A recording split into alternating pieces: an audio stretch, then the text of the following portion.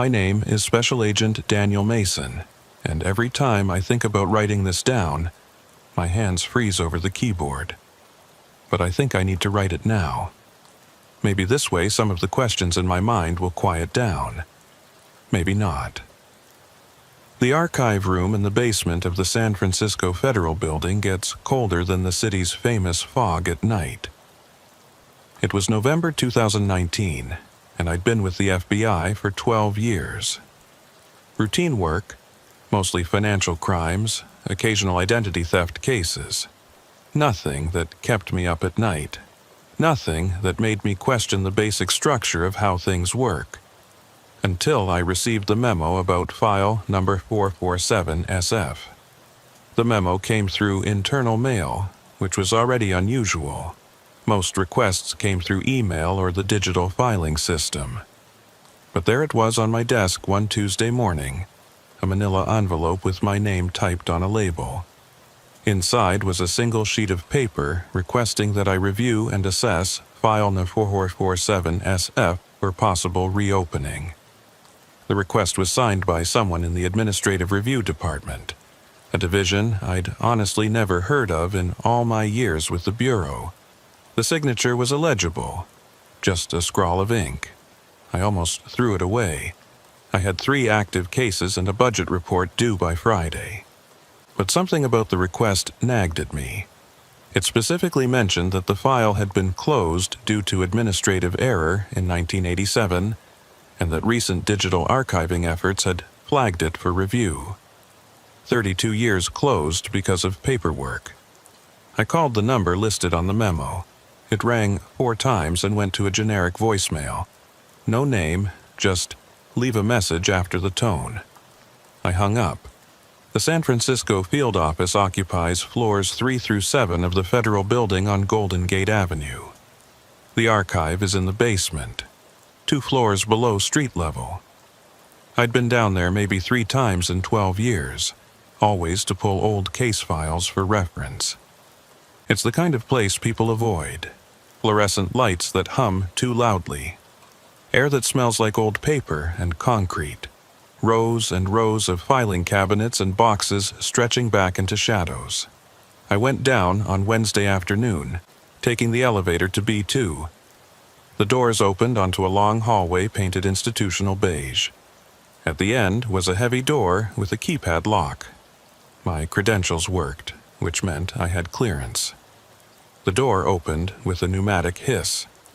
The archive supervisor was an older man named Gerald Kirkland. He'd been with the Bureau for 38 years, the last 20 in the basement. He looked up from his desk when I entered, his reading glasses perched on the end of his nose. "Agent Mason," he said, not quite a question. "I'm looking for file 447SF. Something flickered across his face. Not quite surprise, not quite recognition. Something in between. 447, he repeated. He stood slowly and moved to his computer, typing with 2 fingers. That's a closed administrative file from 1987. I know. I received a request to review it. From whom? Administrative Review Department. Gerald's fingers stopped moving. He looked at me over his glasses.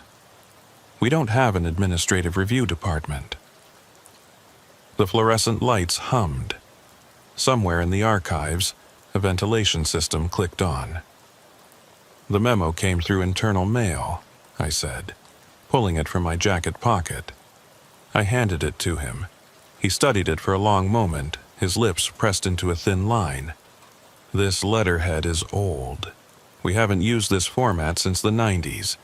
He set the memo down. But if you want to see the file, I can pull it. Might take a few minutes. It'll be in the deep storage section. Deep storage? Pre-digital archives. Files from before we started scanning everything. They're organized by year and case number, but we don't access them often. He pulled a ring of keys from his desk drawer. Follow me. We walked through the main archive room, past rows of filing cabinets, into a section where the ceiling got lower and the air got colder. The fluorescent lights were spaced farther apart here, creating pools of shadow between them. Our footsteps echoed on the concrete floor. "Do you remember this case?" I asked. "No," Gerald said, but he said it too quickly. We reached a section marked 1987 to 1989. Gerald ran his finger along a row of boxes on a metal shelf, muttering numbers under his breath. He pulled down a cardboard file box, the kind with a lid that fits over the top. The box was labeled in faded ink 444 SF through 450 on SF. He set it on a nearby table and removed the lid. Inside were 10 manila folders, each about an inch thick. He pulled out the one marked 47 SF and handed it to me. The folder was heavier than I expected. The tab had been marked with a red stamp. Closed. Administrative error. 05/23/1987. "Can I take this upstairs?" I asked. "You'll need to sign it out, and it stays in the building." "Of course." We walked back to his desk. Gerald filled out a form by hand in a logbook that looked like it predated computers. I signed my name, dated it November 13th, 2019, and took the file. "Agent Mason," Gerald said as I reached the door. I turned. He was standing behind his desk, his hands flat on the surface, looking at me with an expression I couldn't quite read. "When you're done with that file, bring it back personally. Don't send it through internal mail." "Why not?" He didn't answer, just held my gaze until I nodded. I took the file back to my office on the 5th floor. It was late afternoon, and most people had already gone home. The November sun was setting behind the fog, casting everything in gray light. I sat at my desk, turned on my lamp, and opened file number 447 SF. The first page was a cover sheet with basic information. Case number 447 SF opened 03/12/1987, closed 05/23/1987. Assigned agents: Special Agent Robert Hayes, primary; Special Agent Michael Brennan, secondary. Case type: suspicious activity, welfare check. Status: closed, administrative error. I flipped to the next page. It was a field report dated March 12, 1987, typed on a typewriter with uneven keys. Field report: initial response. At approximately 14:30 hours on March 12, 1987, this office received a telephone call from a Mr. Leonard Sutter, age 67, residing at 2847 Lombard Street, San Francisco, CA. Mr. Sutter reported that his neighbor in the adjacent apartment, 2849 Lombard Street, Apartment B, had not been seen for approximately 2 weeks. Mr. Sutter stated he could hear unusual sounds coming from the apartment at irregular intervals. At approximately 16 hours, Special Agent Hayes and Special Agent Brennan responded to the location. Mr. Sutter met agents in the lobby and reiterated his concerns. He stated that the occupant of Apartment B, a Mr. Thomas Vickers, age 34, worked irregular hours but was usually seen coming and going regularly. The unusual sounds were described as thumping and dragging sounds, occurring primarily late at night. Agents proceeded to Apartment B and knocked on the door. No response. Agents identified themselves as federal agents and knocked again. No response. Agents could hear no sounds from within the apartment. Building superintendent was contacted and provided key access. At approximately 16:45 hours, agents entered Apartment B. The next paragraph had been redacted. 3 lines of text were covered with heavy black marker, the kind that bleeds through the paper. You could see the ghost of words underneath, but couldn't make them out. I flipped through the next few pages. More field reports, more interviews with Leonard Sutter, more details about Thomas Vickers. Age 34. Worked as a systems analyst for a now-defunct tech company. No family in the area, few friends, kept to himself. But every few pages there were more redactions. Sometimes just a sentence, sometimes whole paragraphs. And the strange thing was, the redactions didn't look official. They weren't the clean, uniform blocks you see in declassified documents. These were messy, done by hand with a marker, like someone had gone through the file after the fact and blacked things out in a hurry. I kept reading. On March 18, 1987, agents returned to the apartment with a forensics team. More redactions. But I could make out enough to understand that something was found. Evidence of something. The reports referenced items of interest and materials requiring analysis. On April 2, 1987, there was a memo from Special Agent Hayes to the SAC, Special Agent in Charge, of the San Francisco office. Most of it was redacted, but the last line was visible. Recommend immediate escalation to specialized unit. This is beyond standard field investigation parameters. The next document in the file was dated April 15, 1987. It was a single-typed line on official bureau letterhead. Case number 4447 SF transferred to classified oversight. Field agents Hayes and Brennan removed from investigation. All materials to be secured in permanent archive. And then, dated May 23, 1987, the closure notice. Case number 4447 SF closed due to administrative error. No further action required. That was it. The file ended there. 72 days from opening to closure, and the explanation was administrative error. I sat back in my chair. Outside my window, the fog had fully rolled in. The city lights were blurred halos in the mist. My desk lamp created a small circle of light in the darkening office. Something was wrong with the file. Not just the redactions or the vague closure reason. It was the dates themselves. I pulled out a notepad and wrote them down. March 12th. Case opened March 18th.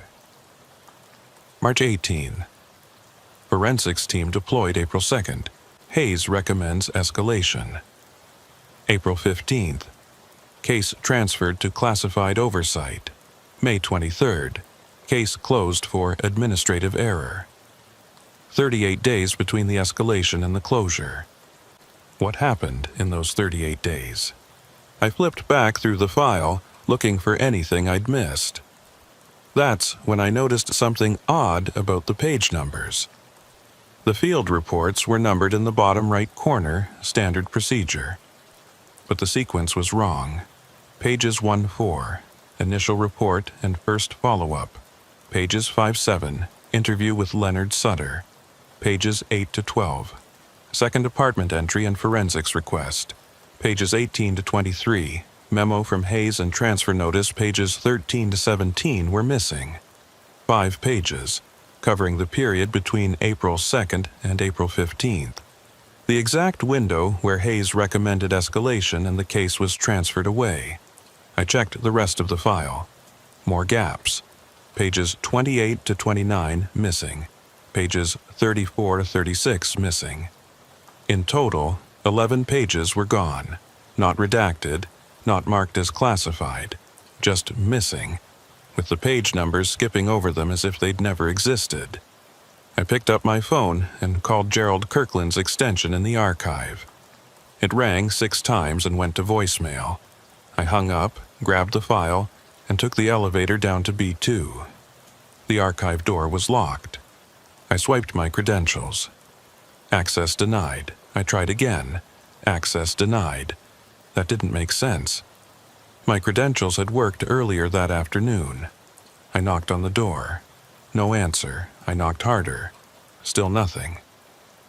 I pulled out my phone and called building security. A bored voice answered. "This is Special Agent Mason, 5th floor. I need access to the basement archive. My credentials aren't working." "Hold on," I heard typing. "Yeah, the archive is locked down after 5 p.m.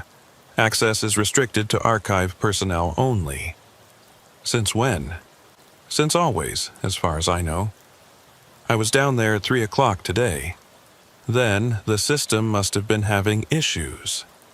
More typing. Do you need something urgent? I looked down at the file in my hands. The red stamp staring back at me. Closed. Administrative error. No, I said.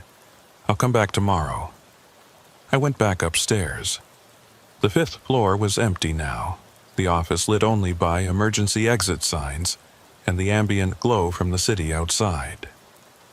I sat at my desk and opened the file again, reading through it one more time. That's when I noticed the photographs. 4 Polaroid photos, printed instantly, were glued to the inside of the back cover of the file. The colors had faded to the characteristic yellow-brown tones of old instant film. The photos showed the inside of a circle, bare walls, minimal furniture. A small kitchen visible through the doorway, but it was the 4th photo that stopped me. There was a wall in the photo, just a wall, painted a dirty white. A wall with nothing remarkable about it, except for one thing. In the middle of the wall, at chest height, someone had written something. The photo was so faded that I had to place it under my desk lamp to read the words. It was written sentence by sentence, in small, careful handwriting with a pen. I can hear them in the walls. They know I can hear them. They're waiting for me to tell someone. Don't tell anyone. I stared at that photograph for a long time. The handwriting was steady, not frantic, almost mechanical in its precision, like someone had taken great care to write each letter clearly.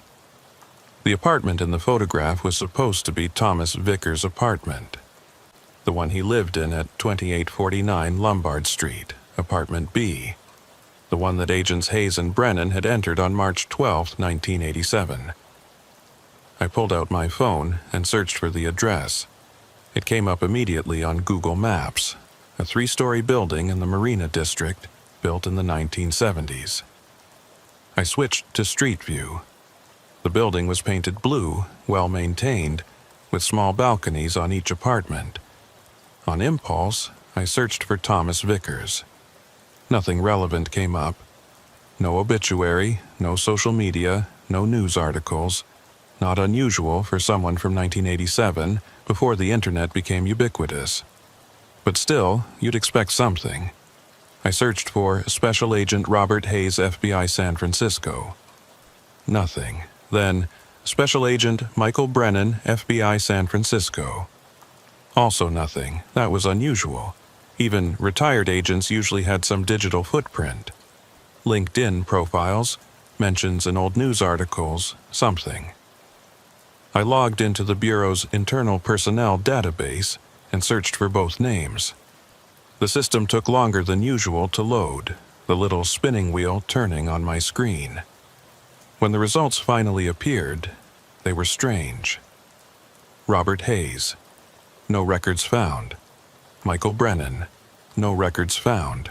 I tried broader searches. Just Hayes in the San Francisco field office. Dozens of results, but none named Robert. Same with Brennan. I sat back in my chair. Outside, the fog pressed against the windows like something trying to get in. 2 agents investigated a case in 1987. The case was closed due to administrative error. 32 years later, there's no record that those agents ever existed, and 11 pages are missing from the file. I should have put the file back in the archive and forgotten about it. I should have gone home to my apartment in the Sunset District, made dinner, watched something mindless on TV.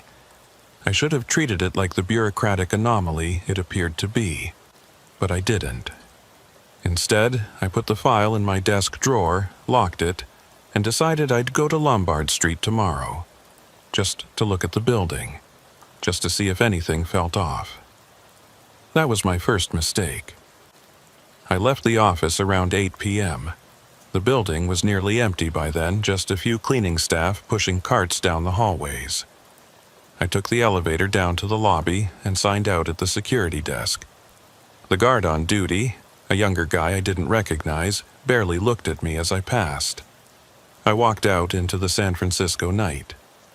The fog had settled in completely now, reducing visibility to maybe 50 feet. The streetlights created halos of yellow light in the mist.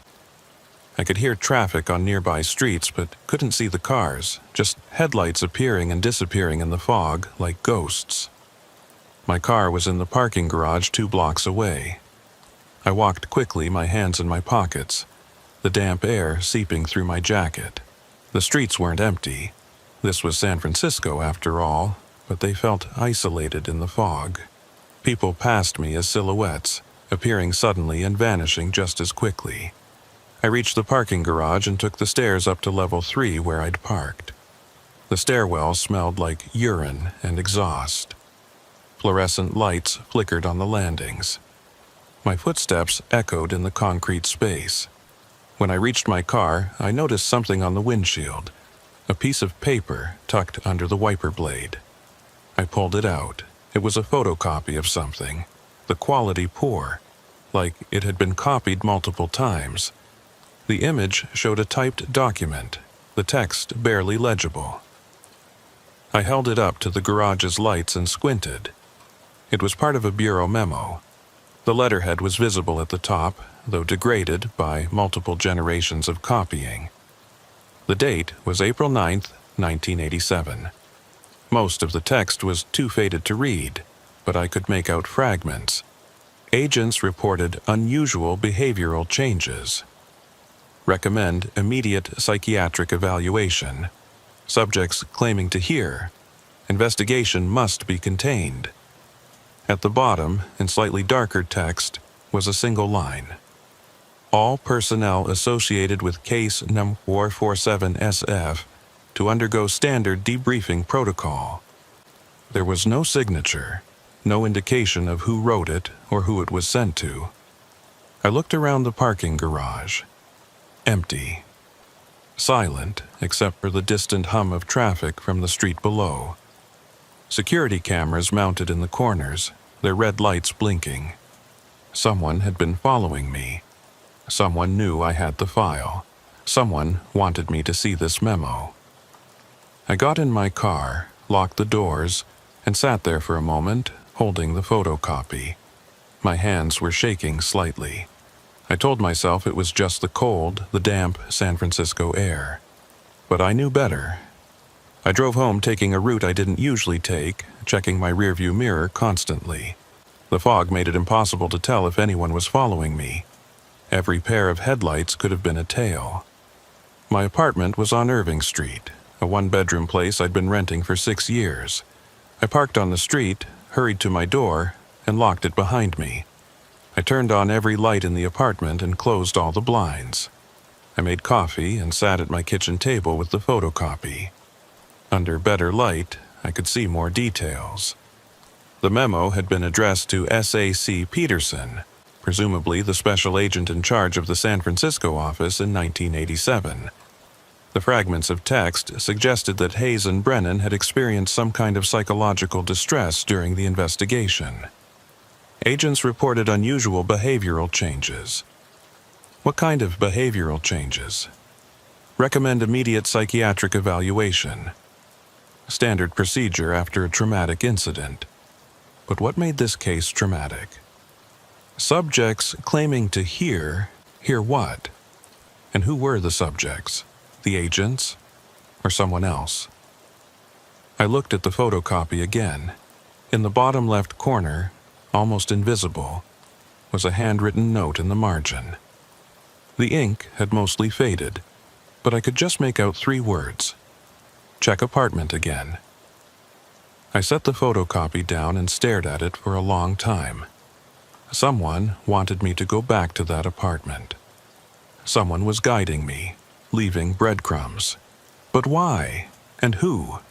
The logical part of my brain, the part trained by 12 years with the Bureau, said this was a setup.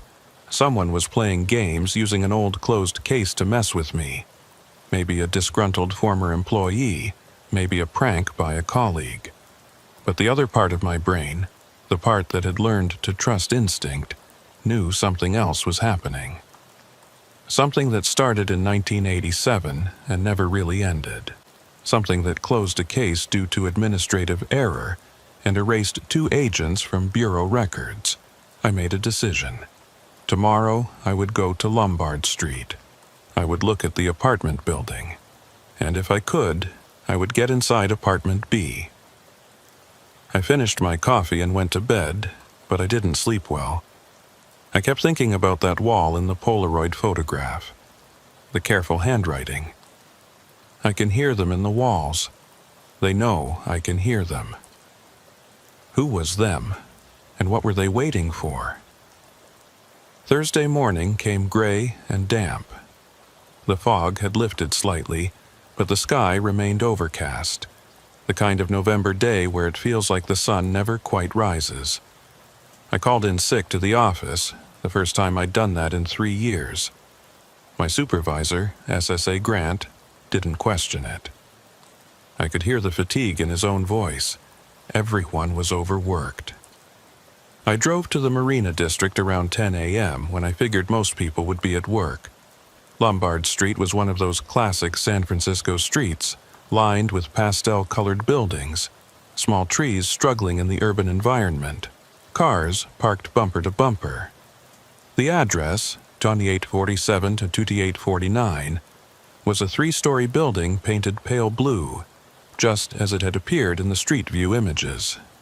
I parked across the street and sat in my car for a few minutes, watching. The building had 6 units, 2 on each floor. Small balconies jutted from the front, most of them holding bikes or potted plants.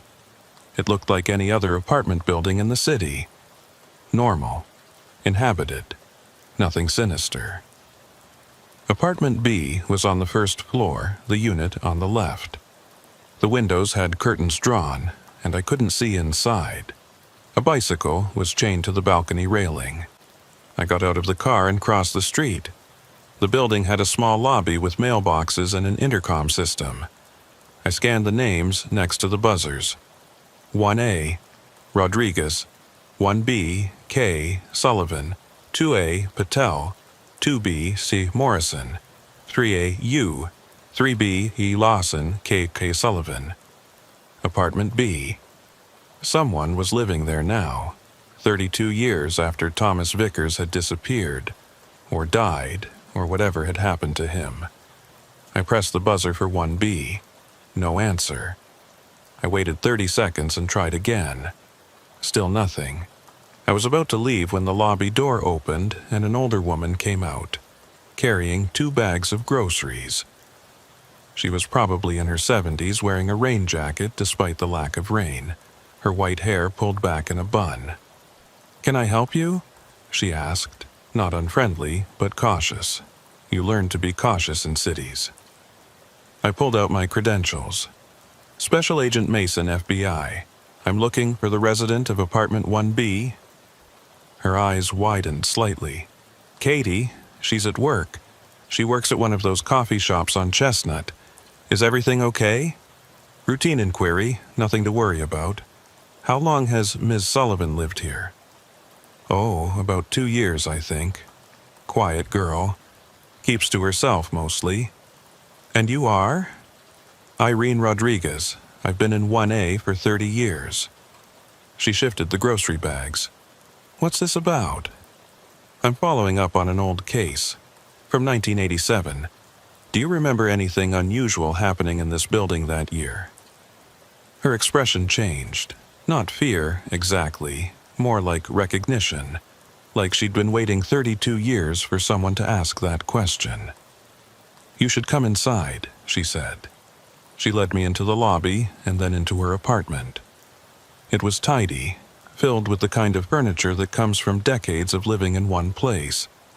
Photographs on the walls, mostly of children and grandchildren. A small TV played silently in the corner, some morning news show. She set down her groceries and gestured for me to sit on the couch. I did. She sat in an armchair across from me, her hands folded in her lap. "I've been waiting for someone to ask about apartment B," she said. "For years, I thought someone would come. Federal agents, police, someone. but nobody ever did. What happened? She took a breath. I moved into this building in January 1987. Young, newly divorced, needed a fresh start. Apartment B was vacant then. It stayed vacant for about 2 months. Then in March, a man moved in, quiet guy. I only saw him a few times. Dark hair, thin, kept weird hours. Thomas Vickers? I never knew his name, but yes, probably. She paused. Things were normal for about a week. Then I started hearing sounds. What kind of sounds? Thumping, like furniture being moved, but at 3-4 in the morning, and other sounds. She hesitated. This is going to sound strange. Go ahead. Voices. Multiple voices, but muffled, like they were coming from far away. Talking, sometimes arguing. But when I'd see the man from apartment B in the hallway, he'd always be alone. I asked him once if he had roommates. He looked at me like I'd said something terrible and just walked away. Did you call the police? I called the building manager. He went over there, knocked on the door. The man answered, said everything was fine. The manager looked inside and said it seemed normal, but the sounds continued. What about Leonard Sutter? She blinked. How do you know about Leonard? His name is in the file. Leonard lived in 1A before me. He was the one who called the FBI. He was worried, more than worried. He told me, right before he moved out, that something was very wrong with that apartment. That the man in there was in danger, or was dangerous, he couldn't tell which. When did Leonard move out? Right after the FBI came. March, maybe April of '87. He just left one day, didn't even pack properly. The manager found half his stuff still in the apartment. The room felt colder. I could hear the TV in the corner. Some commercial about laundry detergent. The volume too low to make out words.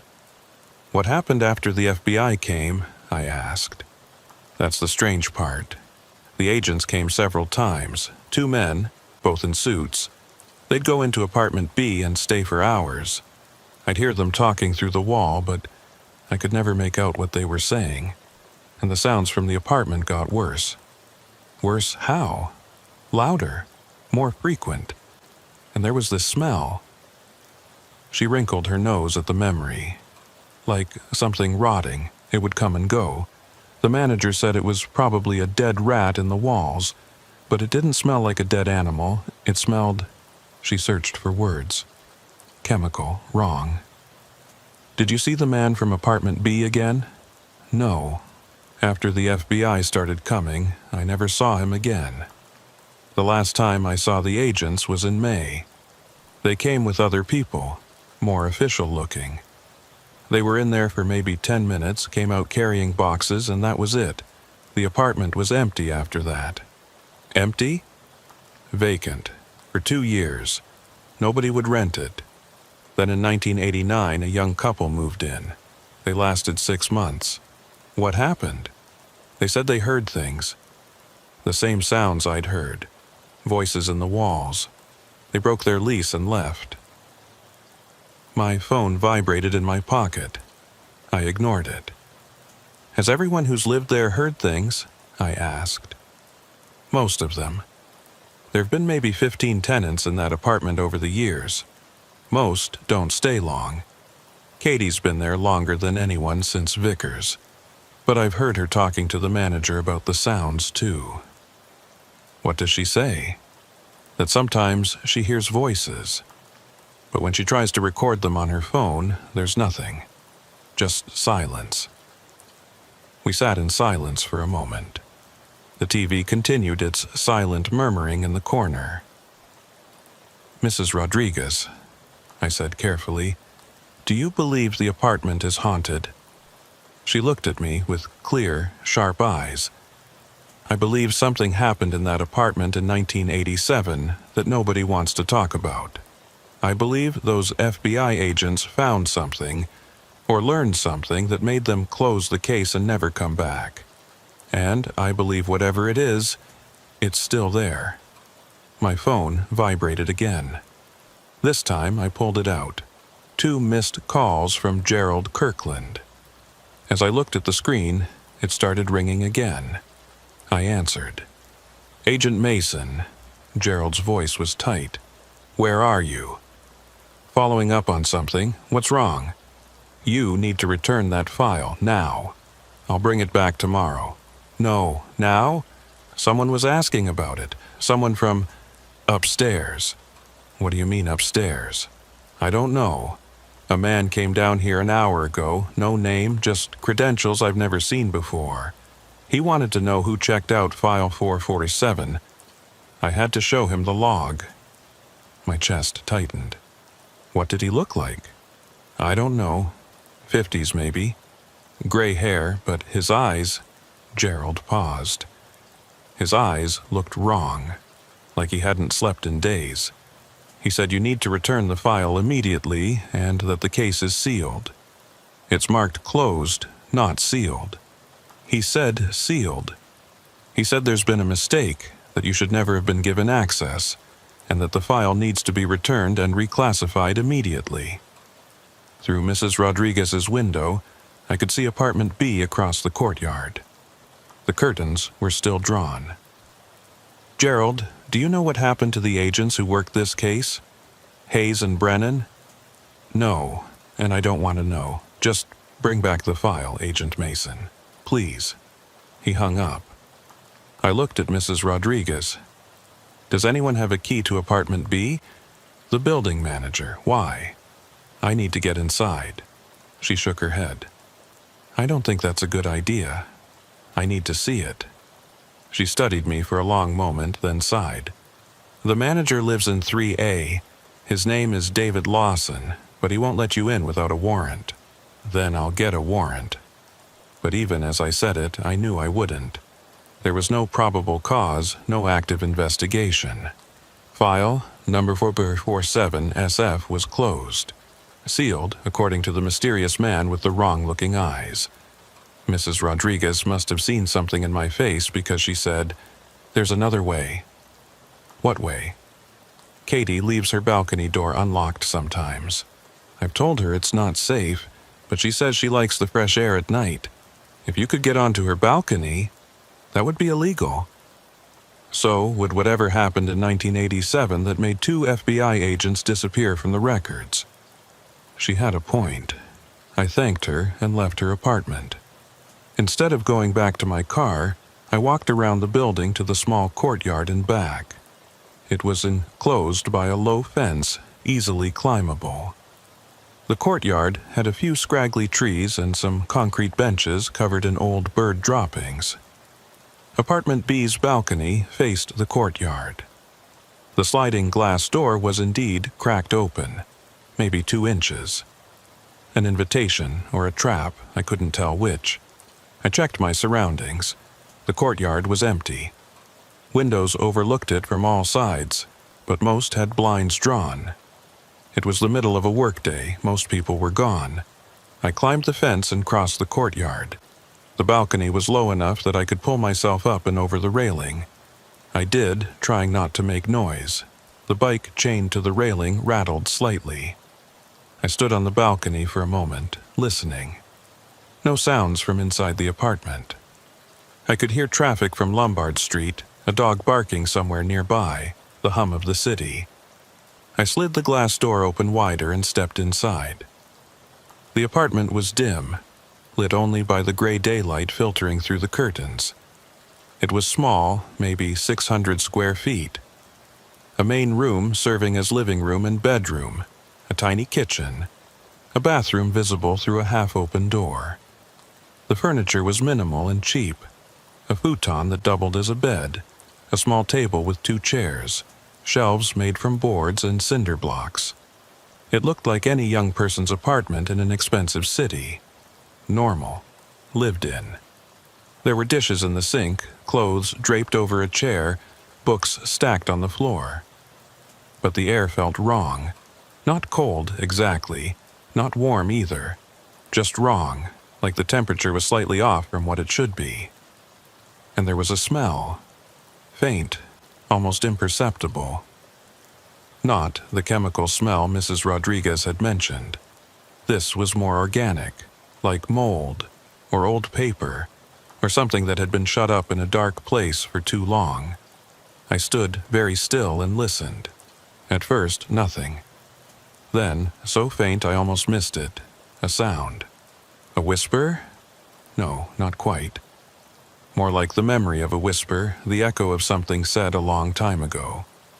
I pulled out my phone and opened the voice recorder app. I hit record and held the phone up. This is Special Agent Daniel Mason. November 14th, 2019, approximately 11:15 a.m. I'm inside the apartment at 2849 Lombard Street, Apartment B. I walked slowly through the main room, describing what I saw into the phone. The futon, the table, the kitchen with its old appliances and peeling linoleum floor. Everything normal, everything wrong. That's when I noticed the wall. It was the same wall from the Polaroid, I was sure of it. Off-white paint, a different shade from the other walls, like it had been repainted at some point. No pictures hanging on it, no shelves, just blank space. I walked over and put my hand against it. The paint was cold, much colder than it should have been. I spread my fingers, feeling the texture, smooth. Recently painted, maybe within the last few years. I knelt down and looked at the baseboard where the wall met the floor. There, almost invisible unless you were looking for it, was a faint pencil line. Words, written in the same careful handwriting as in the photograph. Still here, still listening, still waiting. No capitals, no punctuation, just those 6 words, written so small and faint that they'd been missed by whoever painted over the wall. My phone was still recording. I held it close to the baseboard. There's writing here. Same handwriting as in the 1987 photograph. It says, "Still here, still listening, still waiting." I stood up. The apartment felt smaller now, the walls closer. That faint smell was stronger. Not mold, not decay. Something else. Something I couldn't identify. I put my ear against the wall and listened. At first, nothing. Then, very faintly, a sound. Not voices exactly, more like the murmur of many voices, all talking at once, too distant and overlapped to make out individual words. Like standing outside a crowded restaurant, hearing the general hum of conversation without being able to distinguish any of it. But there was no restaurant behind this wall. According to the building layout, this wall bordered the alley between this building and the next. There should be nothing behind it but empty space and the exterior wall of the neighboring building. I pressed my ear harder against the wall. The murmuring continued, steady and unchanging. And underneath it, something else. A rhythm, like breathing, or waves or a heartbeat. My phone buzzed in my hand, a text message from a number I didn't recognize. "Get out of the apartment." I stared at the screen.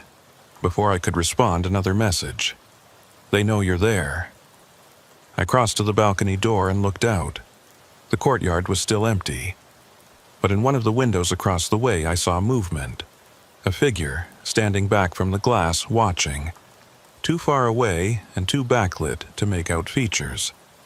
Another text. "The file is incomplete. The missing pages explain everything. Check the archive." I typed back, "Who is this?" The response came immediately. "Someone who used to work case 447. Get out now." I stepped back into the apartment, my heart rate climbing. The murmuring from the wall seemed louder now, or maybe I was just more aware of it. I could almost make out words. Almost, but not quite. I moved toward the front door, then stopped. There was something in the kitchen I hadn't noticed before. On the counter, next to the coffee maker, was a notebook. I picked it up and flipped through it. It appeared to be a journal. The entries were dated, the most recent from 3 days ago. The handwriting was neat, feminine, Katie Sullivan's journal. I flipped to a random entry from October. The sounds again last night, louder this time. I tried recording them like before, but the app just shows silence. How is that possible? I can hear them so clearly. They sound like they're having a conversation, but I can't make out the words. It's like listening to people talk in a dream. You know they're saying important things, but you can't remember what when you wake up. Another entry from early November. I've started leaving my phone recording all night. Every morning I play it back, just silence, hours of silence. But I hear them. I know I'm not crazy. Mrs. Rodriguez told me she heard them too, back when she lived next door. She said everyone who's lived here has heard them. Why do they only come at night? What are they waiting for? The most recent entry, from 3 days ago. I found something behind the medicine cabinet in the bathroom. There's a space in the wall like a small hollow cavity. Inside was a piece of paper, old and yellowed. It had names written on it. 5 names. I recognized one of them, Thomas Vickers. The others I don't know. At the bottom of the paper someone wrote, "We heard them too. We tried to tell someone. Don't make our mistake." I'm scared. I don't know what to do. I don't know who to call. The police won't believe me. I'm not even sure I believe me. I set down the journal and walked quickly to the bathroom. It was tiny, barely room to turn around. The medicine cabinet was mounted on the wall above the sink. I opened it. The usual bathroom items inside. Toothpaste, deodorant, bottles of over-the-counter medications. I pulled the cabinet off the wall. The screws came out easily, like they'd been removed and replaced multiple times. Behind it was a rectangular opening, about 8 inches by 12 inches. The drywall had been cut away, exposing the studs and the dark space between them. I pulled out my phone flashlight and shone it into the opening. There was something in there, a piece of paper, folded and yellowed with age. I reached in and pulled it out carefully. It was a typed list, the paper thin and brittle. Thomas Vickers, March 1987, Robert Hayes. April 1987, Michael Brennan. April 1987, Leonard Sutter. May 1987, James Peterson. May 1987. Below the list, in pencil, someone had written, "We heard them too. We tried to tell someone.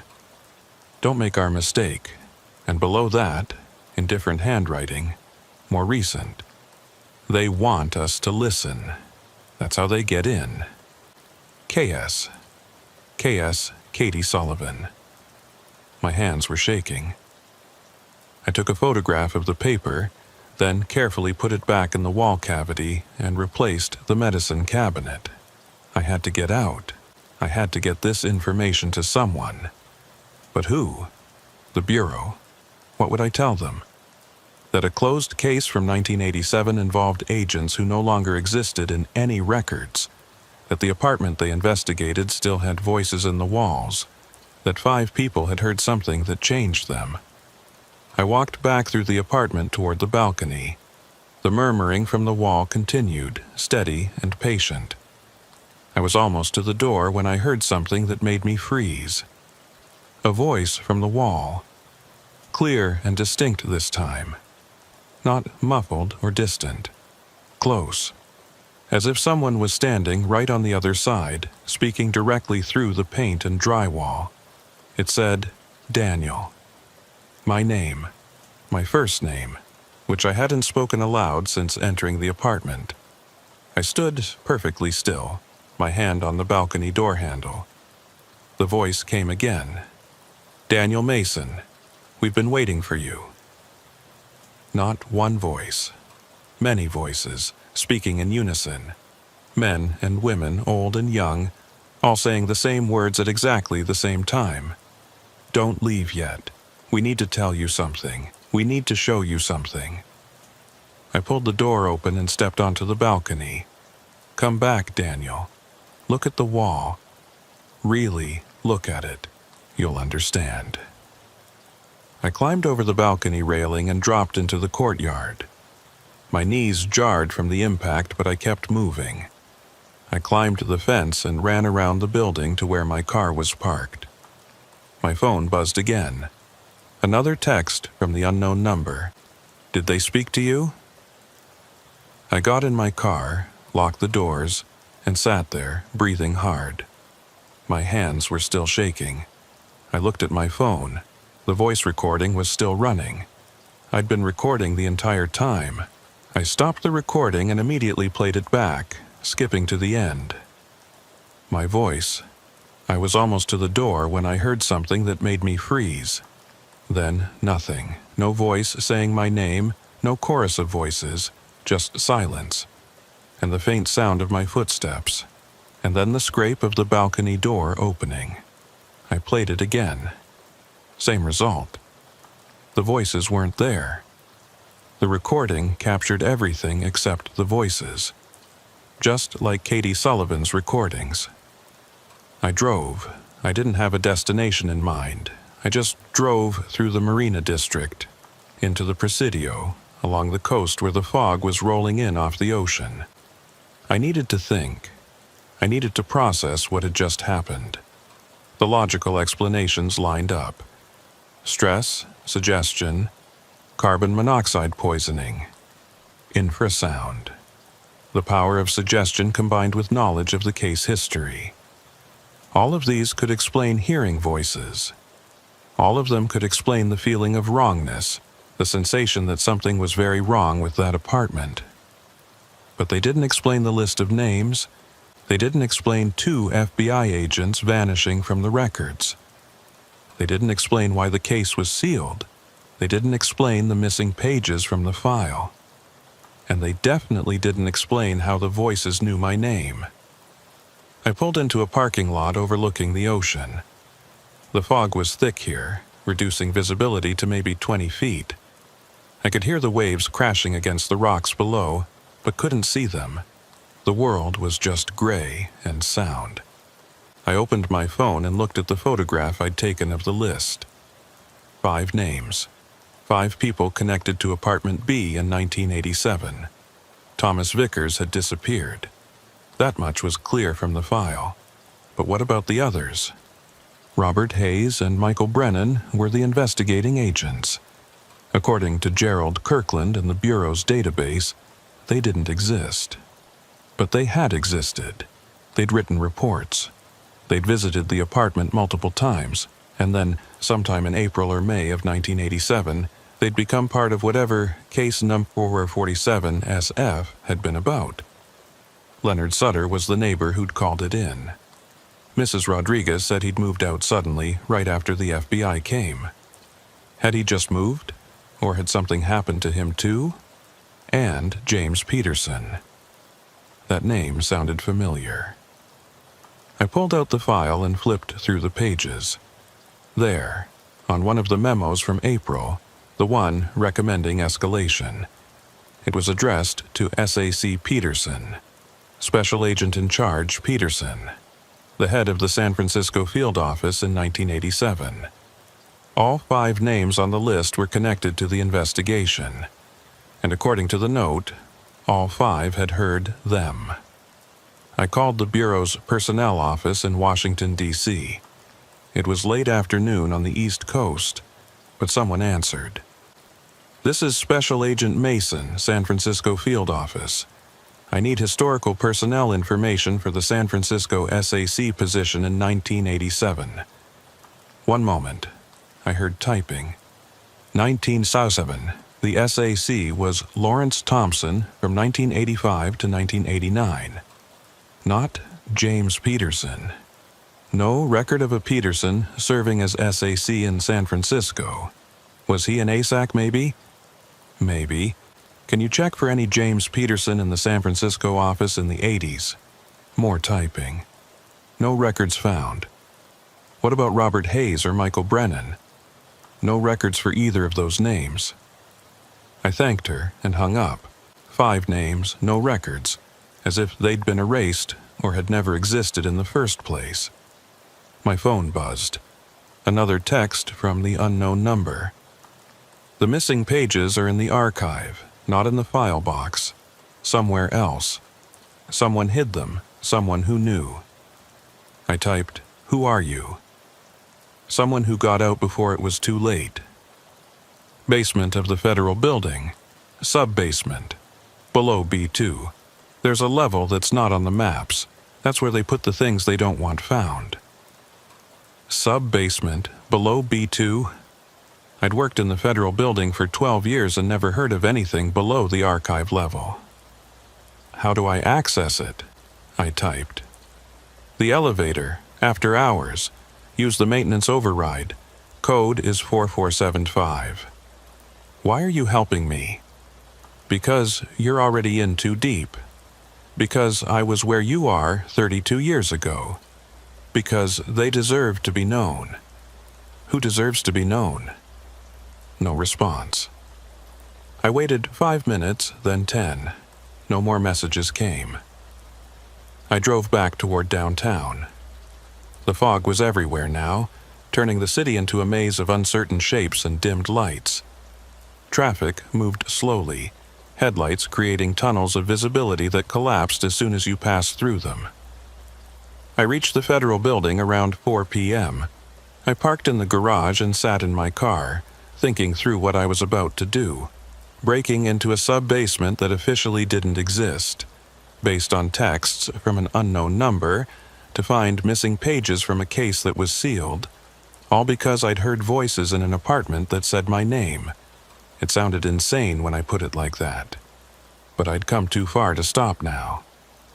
I waited until 6 p.m., when most of the office would be empty. Then I took the elevator up to the 5th floor, went to my desk, and retrieved the file from my locked drawer. I also grabbed my flashlight and my service weapon, though I wasn't sure what I expected to use it against. At 7 p.m., the office was almost deserted. I took the elevator down to B2. The doors opened onto the familiar beige hallway. The archive door was locked, as expected.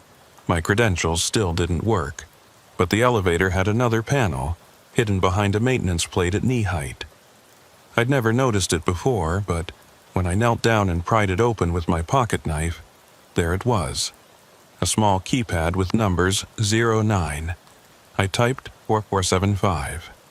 The panel beeped, the elevator doors closed, and with a slight jolt, the car began descending again, below B2, into a level I didn't know existed. The doors opened onto darkness. I stepped out of the elevator into a hallway that shouldn't exist.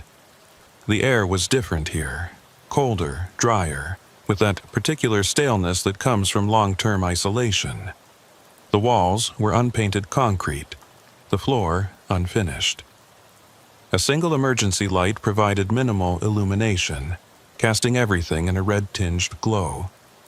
The elevator doors closed behind me with a pneumatic hiss that echoed in the silence.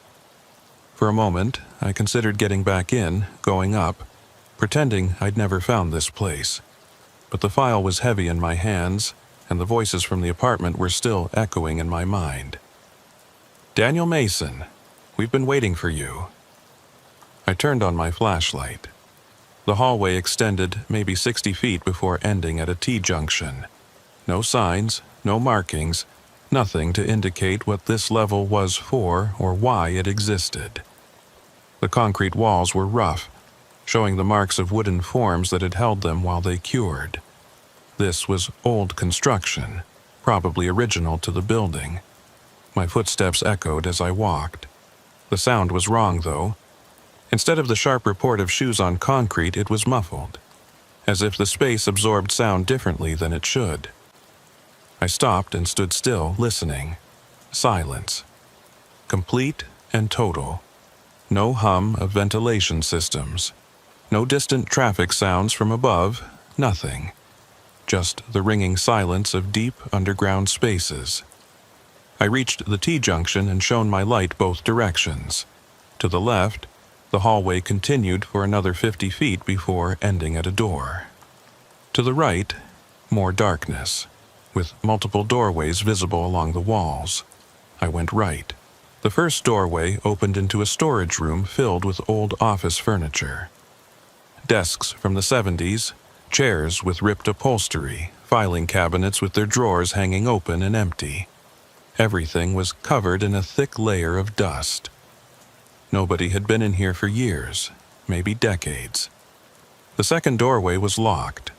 I tried my credentials on the card reader next to it. Access denied. But unlike the archive door upstairs, this one looked older, less maintained. The lock mechanism was visible through a gap in the doorframe. I'd learned lock-picking in training, though we were never supposed to actually use it without authorization. I pulled out my wallet and extracted a credit card, then worked it into the gap. After a minute of wiggling, I felt the latch give. The door opened into another storage room, but this one was different. Instead of old furniture, it held boxes. Dozens of cardboard file boxes stacked on metal shelving that ran from floor to ceiling. Each box was labeled with a number range. I ran my flashlight across the labels. Answer 150, number 51 100, number 100 150. I found what I was looking for about halfway down the room. Number 440 SF through number 450 SF. The same range as the box upstairs, but this was a different box.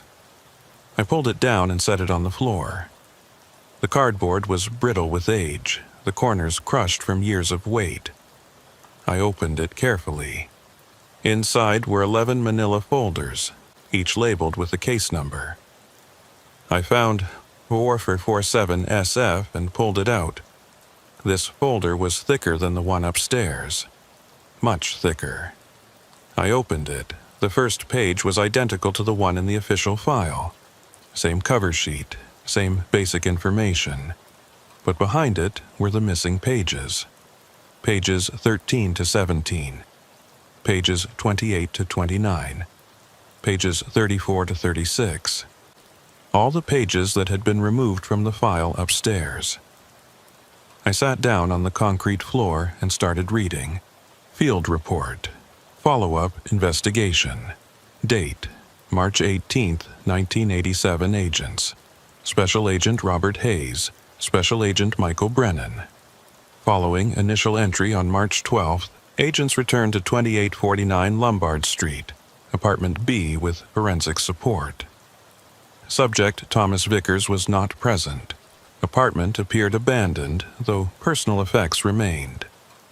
Forensics team conducted thorough examination of the premises. Of particular concern was the west-facing wall in the main room. Visual examination revealed no abnormalities, but acoustic testing produced unusual results. When forensics specialist Marcus Webb placed an electronic stethoscope against the wall, he reported hearing what he described as conversation emanating from within the wall cavity. Multiple distinct voices, speaking in overlapping patterns. Content of conversation could not be determined. This agent, Hayes, also listened and can confirm the presence of audible sounds within the wall. The sounds are inconsistent with standard wall cavity noises, plumbing, electrical, rodent activity. They exhibit patterns consistent with human speech but rendered unintelligible by apparent distance and/or acoustic distortion. Building superintendent was consulted regarding possible audio transmission from neighboring apartments or external sources. He stated that the wall in question is an exterior wall with no adjacent apartment or other occupied space. The neighboring building is separated by an alley of approximately 8 feet. Forensics team examined the wall construction. The wall consists of standard wood framing with drywall on the interior and brick facing on the exterior. No cavities or unusual construction elements that would explain the sounds were found. At approximately 16:30 hours, Subject Vickers returned to the apartment. When confronted by agents, he became agitated and refused to answer questions. He stated only, "I tried to ignore them. I tried to pretend they weren't there. But they know I can hear them now. They know." Subject Vickers was taken into custody for questioning under suspicion of drug possession or use. He was transported to the field office at 17:15 hours. The report continued with details of the questioning. I flipped through the pages quickly, my heart pounding. Vickers had been interrogated for 3 hours. He'd refused to explain what they were. He'd refused to say who or what he'd heard in the walls. He'd only repeated, over and over, "They're waiting. They've been waiting, not for me, for someone else. I'm just in the way." Eventually, they'd released him. No drugs were found in his system. No evidence of psychosis or mental breakdown. He was coherent, rational, and absolutely terrified. The next page was a memo from Hayes to Isaac Peterson, dated April 2nd, 1987. This was the memo that had been partially visible in the upstairs file with the recommendation for escalation. But here it was complete. Memorandum. To SAC James Peterson. From SA Robert Hayes. Date April 2nd, 1987. Free. Case 47SF. Urgent escalation request, sir. Special Agent Brennan and I have continued investigation of the apartment at 2849 Lombard Street. We have returned to the location multiple times, including late-night observations. The acoustic phenomenon previously reported has continued and appears to be intensifying. More concerning, both Agent Brennan and I have begun experiencing auditory events outside of the apartment. Last night, while working late in the office, I heard distinct voices emanating from the walls of my office. The voices were similar in character to those heard in the apartment. Multiple speakers, overlapping, unintelligible content. Agent Brennan has reported similar experiences in his home. Additionally, Subject Vickers has been admitted to SF General Hospital Psychiatric Ward. According to hospital staff, he was found in Golden Gate Park, attempting to dig through the ground with his bare hands. When restrained, he stated he was trying to get away from the voices, to go where they can't follow. Sir, I believe we are dealing with a phenomenon that extends beyond standard criminal investigation parameters. I recommend immediate escalation to specialized oversight and that Agent Brennan and I be removed from direct investigation pending psychological evaluation. Whatever is happening in that apartment, it appears to be transmissible. We need to contain this before it spreads further. Respectfully, S.A. Robert Hayes. I sat back against the metal shelving. The concrete was cold against my back. The emergency lighting cast everything in red. Transmissible. Hayes thought the voices were transmissible, like a disease. Hear them once, and they follow you. They get inside your head. I thought about the apartment, about pressing my ear against the wall, about the voices saying my name. Had I been infected? Is that what this was? I forced myself to keep reading. The next document was dated April 15th, 1987. It was a different kind of form, one I'd never seen before. The header read, Classification Review, Unusual Phenomena Division. I'd never heard of an Unusual Phenomena Division. The form detailed a decision to transfer case number 4447 SF to specialized oversight and to implement standard containment protocols. Both Hayes and Brennan were to be debriefed and monitored. Subject Vickers was to be transferred to specialized care facility. But it was the last paragraph that made my blood run cold. Additional parties showing exposure symptoms. Leonard Sutter, civilian, SAC, James Peterson. Both subjects have reported auditory phenomena consistent with primary exposure. Recommend immediate implementation of Protocol 7. I didn't know what Protocol 7 was, but 5 names had been on the list in the apartment. All 5 had been exposed to the voices, and according to this document, all 5 had been transferred or monitored or subjected to some kind of protocol. The final pages in the folder were medical reports. Psychological evaluations of Hayes and Brennan, dated April 16th to 20th, 1987. I skimmed them quickly. Both agents had been examined by FBI psychologists. Both reported persistent auditory hallucinations. Both described the same phenomenon: voices in walls, ceilings, floors. Multiple voices speaking in unison, saying things that were almost, but not quite comprehensible. The psychologist's conclusions were identical for both agents. Subject shows no signs of psychosis, schizophrenia, or other psychiatric disorders. Cognitive function normal. Subject's descriptions of auditory phenomena are detailed and consistent, but no physiological cause can be determined. Recommend continued monitoring. But there was a handwritten note at the bottom of Brennan's evaluation, in different ink, added later. Subject, terminated employment, May 18, 1987. Current whereabouts unknown. And on Hayes's evaluation, subject placed on extended medical leave May 18, 1987. No further contact with Bureau. May 18, 1987. 5 days before the case was officially closed for administrative error.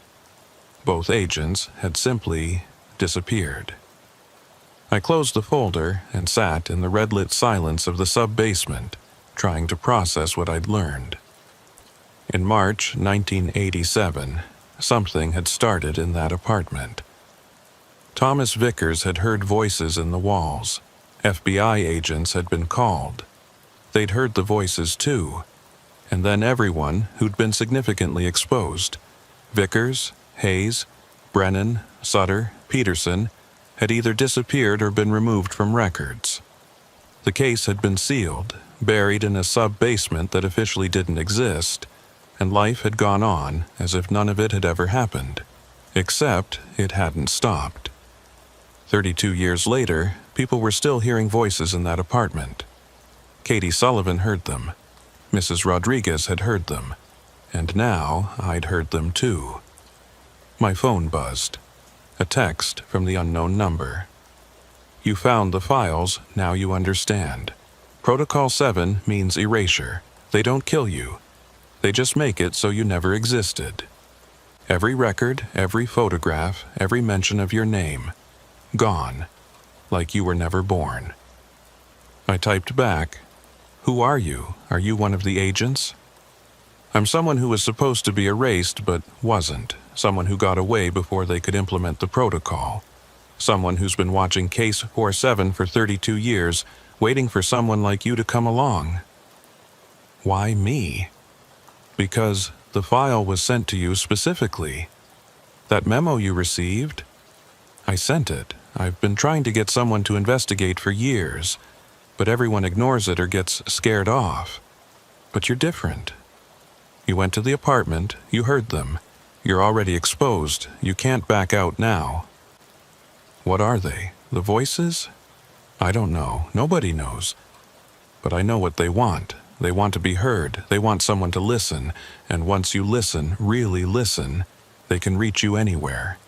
Through any wall, any floor, any barrier. They get inside your head and they never leave. How do I stop it?" A long pause, then, "You can't. Once you're exposed, they're with you forever. But you can choose how you respond.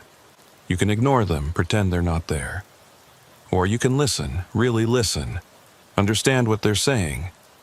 That's what Hayes and Brennan tried to do. That's why they were erased." "Did they understand?" "I think so. I think that's why they had to be removed. Because they learned something.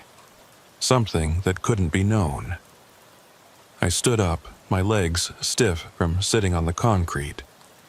"I need to talk to you in person. Can we meet?" "No, it's too dangerous. They're watching the case. They know someone checked out the file. They're looking for you. If we meet, they'll find me too." "Then what do I do?" "Finish reading the files. There's one more document in that box, the last page of Hayes' final report. He was writing it when they came for him. He didn't get to finish, but what he wrote, it explains everything, or at least everything he understood. I opened the folder again and flipped through the pages. There, at the very end, was a single sheet of paper, different from the others. It was handwritten, the letters shaky, as if written in a hurry or under great stress. Final report. Unfinished. Agent Robert Hayes. May 17, 1987. Personal notes. Not for official file. They're not voices. That's what we got wrong from the beginning. They're not sounds at all. They're something else, something that our brains interpret as sound because we don't have any other framework for processing it. I've spent the last month listening to them, really listening, the way Peterson told me not to, and I understand now. They're not trying to scare us. They're not evil or malevolent, they're just there. They've always been there, in the walls, in the ground, in the spaces between things. We built our cities on top of them and never knew. The apartment on Lombard Street is just a thin place, a spot where the barrier is weaker, where they can be heard more easily, but they're everywhere. Once you learn to hear them, you realize they're in every building, every structure, every place humans have tried to claim as their own. Vickers heard them first because he was sensitive. Something about his brain, his perception, made him more receptive. When we investigated, Brennan and I became sensitive too. Like we caught it from him. And now Peterson has it, and Sutter, and probably others we don't know about. The voices don't want anything from us. They're not trying to communicate or influence or control. They're just there, existing in their own way, and we're the ones who've intruded on their space. We're the ones who need to adapt. But the Bureau can't accept that. They can't accept that there's something in the world that doesn't fit their understanding of reality, so they're going to erase us. Peterson told me yesterday that Protocol 7 has been authorized. We're going to be disappeared. Our records will be expunged, our cases reassigned, our lives rewritten so we never existed. I'm writing this so someone will know, so someone will understand that we weren't crazy, we weren't hallucinating. We just heard something that's always been there, that most people filter out without realizing. If you're reading this, you've probably heard them too, and you're probably scared. Don't be. They're not the enemy. The people who want to erase us, they're the enemy. They're the ones who can't handle the truth that reality is stranger and more complex than they want to believe. Listen to the voices. Don't fight them. They're part of the world, just like the report ended there. Mid-sentence. As if Hayes had been interrupted and never got a chance to finish.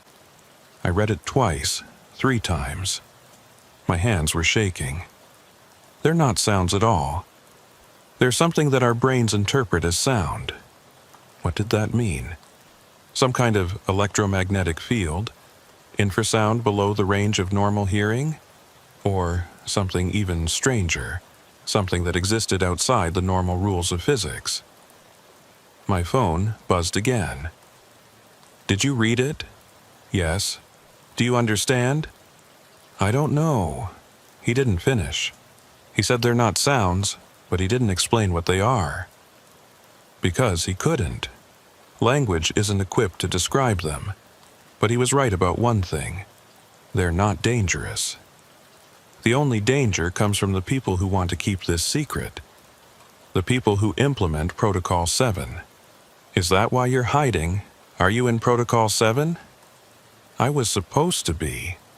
But I ran before they could finish. Changed my name, left the Bureau, disappeared into civilian life. For 32 years I've been watching, waiting, trying to find someone who could bring this to light, someone who could make people understand. I'm just one agent. What am I supposed to do? Document everything. Make copies. Spread it wide enough that they can't contain it. And most importantly, keep listening. The more you listen, the more you'll understand. Hayes was starting to figure it out before they took him. You can finish what he started. I looked around the sub-basement.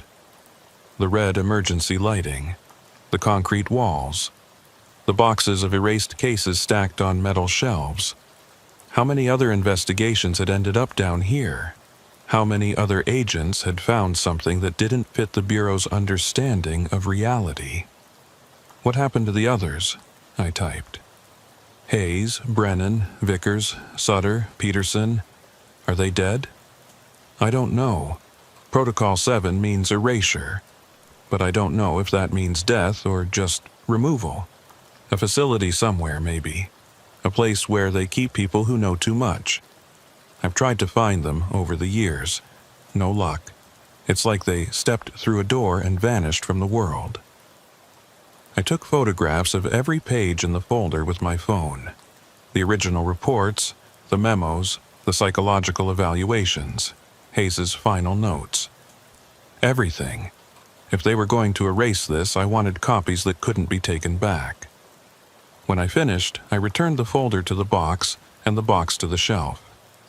I stood there for a moment, looking at the rows and rows of similar boxes, each one containing a case that had been buried, each one representing someone who'd found something the Bureau couldn't explain. I walked back to the elevator and pressed the button. While I waited, I listened to the silence of the sub-basement, and underneath the silence, very faintly, I heard it, the murmur of many voices coming from the walls around me. They were here too, in the federal building, in this buried level that officially didn't exist. The elevator doors opened. I stepped inside and pressed the button for the lobby. As the doors closed, I took one last look at the sub-basement hallway, lit in red, stretching back into darkness.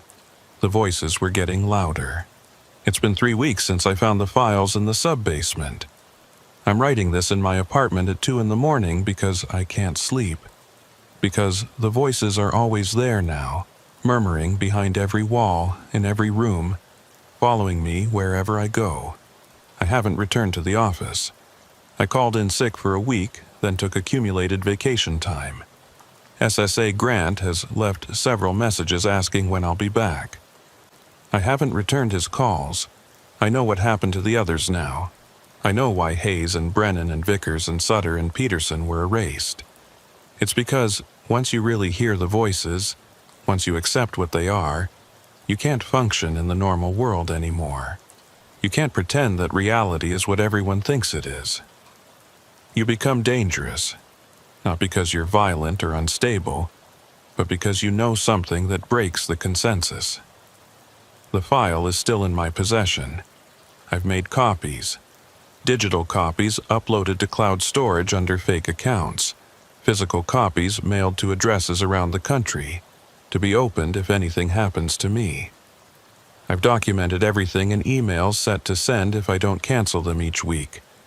I don't think it will matter. 2 days ago, I received a visit from a man in a gray suit. He didn't give me his name. He just showed me credentials I'd never seen before, from an agency designation I'd never heard of. He asked me politely to return file number 4447 SF to the federal building. He said it had been checked out in error and needed to be properly reclassified. I told him I'd returned it weeks ago. He smiled. It wasn't a friendly smile. He said that wasn't what their records showed. He said he'd be back in 48 hours, and if I didn't have the file by then, there would be consequences. I haven't slept since that conversation.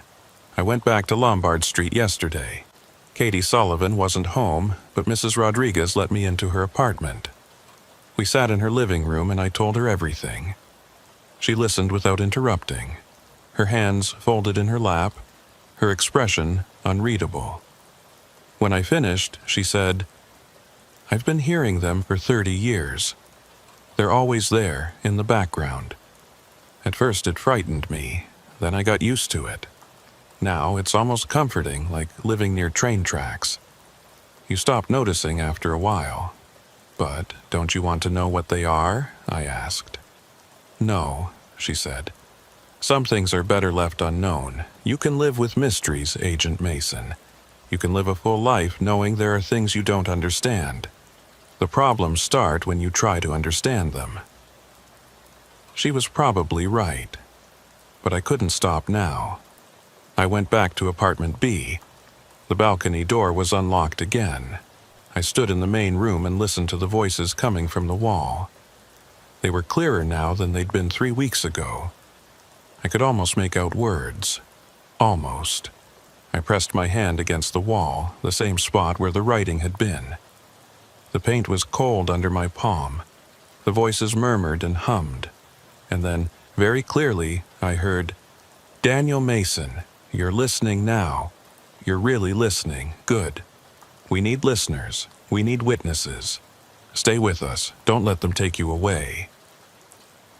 It wasn't scary anymore. Mrs. Rodriguez was right.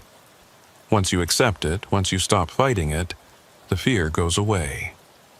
What remains is just presence. The sense that you're not alone, that you've never been alone, that the spaces between things are full of something vast and incomprehensible.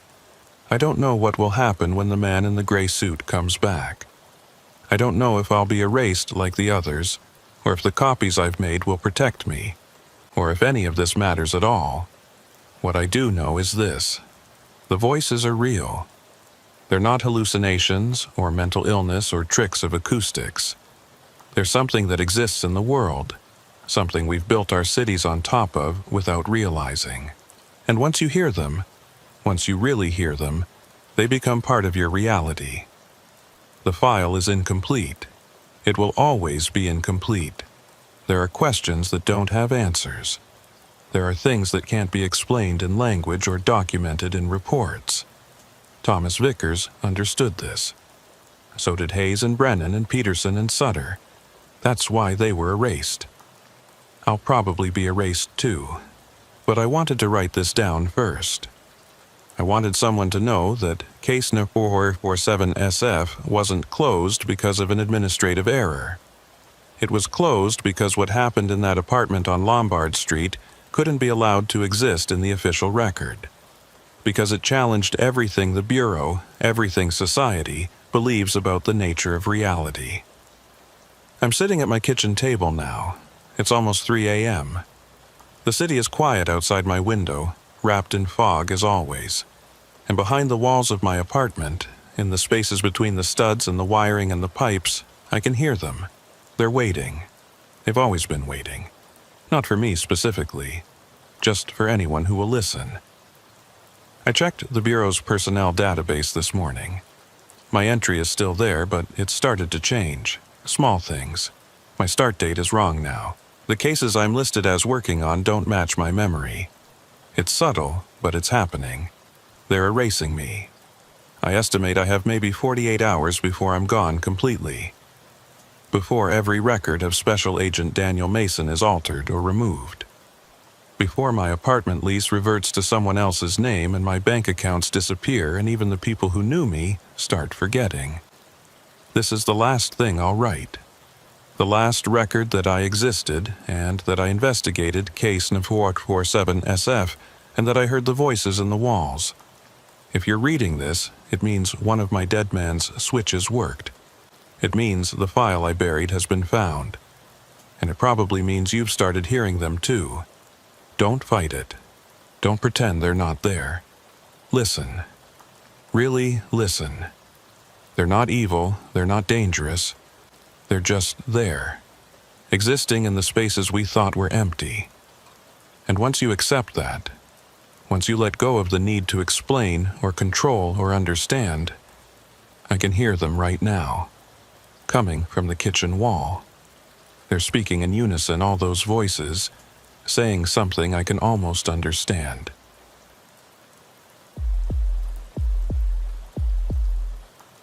My name is Special Agent Rebecca Nolan, and for the last 8 years I've worked dispatch coordination for the FBI's San Francisco field office. It's not glamorous work. Most people don't even know my job exists. While agents are out in the field chasing leads and making arrests, I'm in a windowless room on the 4th floor, monitoring radio frequencies, logging calls, coordinating responses between local PD and federal units. It's a job that requires precision. Every call logged, every transmission recorded, Every piece of communication documented and time-stamped. The system is designed to be perfect. No gaps, no errors, no mystery. Until October 27, 2019, I would have told you the system was infallible. That was the night I received a call that never existed. I work the night shift, 11 p.m. to 7 a.m. It's quieter than days, fewer calls, less radio chatter, more time to catch up on paperwork. The dispatch room is small, maybe 15 by 20 feet, with 6 workstations arranged in 2 rows. On night shift, it's usually just me and one other coordinator, Marcus Sullivan. Marcus had been doing this for 12 years. Former military communications specialist, the kind of guy who could identify a radio frequency by the static pattern alone. We worked well together. Minimal conversation, maximum efficiency. In 8 years, we'd never had a significant error in our logs. October 27th started like any other Sunday night. Foggy, cold, the kind of San Francisco evening where the mist clings to your skin. I arrived at the Federal Building at 10:45 p.m., took the elevator to the 4th floor, and relieved the evening coordinator, a younger woman named Lisa Park. "Quiet night," she said, gathering her things. 2 domestic disturbance calls forwarded to SFPD, 1 suspicious package that turned out to be someone's lunch, standard Sunday. I settled into my station and began the routine checks. 6 radio frequencies to monitor, each one connected to different federal units or liaison channels with local law enforcement. The computer system logged everything automatically, but we maintained paper backups as well. Redundancy was part of the protocol. Marcus came in at 11:05, carrying his usual thermos of coffee. He nodded at me and took his station 2 desks over. The room settled into its familiar rhythm, the low hum of electronics, the occasional squawk of radio traffic, the soft clicking of keyboards. At 2:17 a.m., everything changed. The call came through on frequency 7. Frequency 7 was our federal emergency channel, reserved for urgent field agent communications. It was rarely used, maybe once or twice a month, usually for high-priority situations requiring immediate coordination. The voice that came through was male, mid-30s maybe, speaking quickly but clearly. There was background noise I couldn't identify. Not traffic, not wind, something else. A low, humming sound, almost mechanical. "This is Agent. I need immediate assistance. My location is..." Static interrupted. "Warehouse District, near Pier 92. I'm in pursuit of a suspect requesting backup. The suspect is..." More static. "Armed and dangerous. I repeat, armed and dangerous. My badge number is..." The transmission cut out completely. I immediately keyed my microphone. "Frequency 7, this is dispatch. Please repeat your last transmission. Confirm your badge number and exact location." Silence. I tried again. "Agent calling on frequency 7, please respond. Confirm your status." Nothing. I looked over at Marcus. He was already pulling up the frequency log on his computer. "Did you catch a badge number?" he asked. "No, it cut out. Play back the recording." Every transmission is automatically recorded by the system. Marcus accessed the digital archive and pulled up the timestamp for 2:17 a.m., frequency 7. We listened to the playback together, both of us leaning toward his monitor. The recording showed only static. No voice, no words. Just 30 seconds of baseline radio noise. "That's not right," I said. "We both heard it." "I heard it too," Marcus confirmed. He ran a system diagnostic. "Audio capture is functioning normally, no errors logged." "Play it again." He did. Same result. Static only. I returned to my station and checked my own audio log. Same thing. The transmission at 2:17 a.m. showed nothing but background noise. Could it have come through on a different frequency? Marcus asked. I checked all 6 channels. Nothing. No transmissions at 2:17 a.m. on any frequency except the static on frequency 7. We need to respond anyway, I said. Even if the recording's corrupted, we heard a call for assistance. Agent in pursuit near Pier 92. Suspect armed and dangerous. I picked up the phone and Coswas and called SFPD dispatch. A tired-sounding woman answered. This is FBI dispatch coordination, I said. We received a possible federal agent assistance call, requesting patrol units to Pier 92 area, Warehouse District. Agent in pursuit of armed suspect. Received. Dispatching 2 units now. Do you have a description of the agent or suspect? Negative. Transmission was broken. We're trying to establish contact now. Copy that. We'll report any findings. I hung up and immediately began calling field agents. We had 12 agents on call rotation that night. I started with the list, calling each one. All 12 answered. All 12 confirmed they were not near Pier 92 and had not called for assistance. Marcus was doing his own check, pulling up GPS tracking for all federal vehicles. None were in the Warehouse District. None had been there in the last 4 hours. Someone might be using personal vehicle, I said. Without logging it, that's against protocol.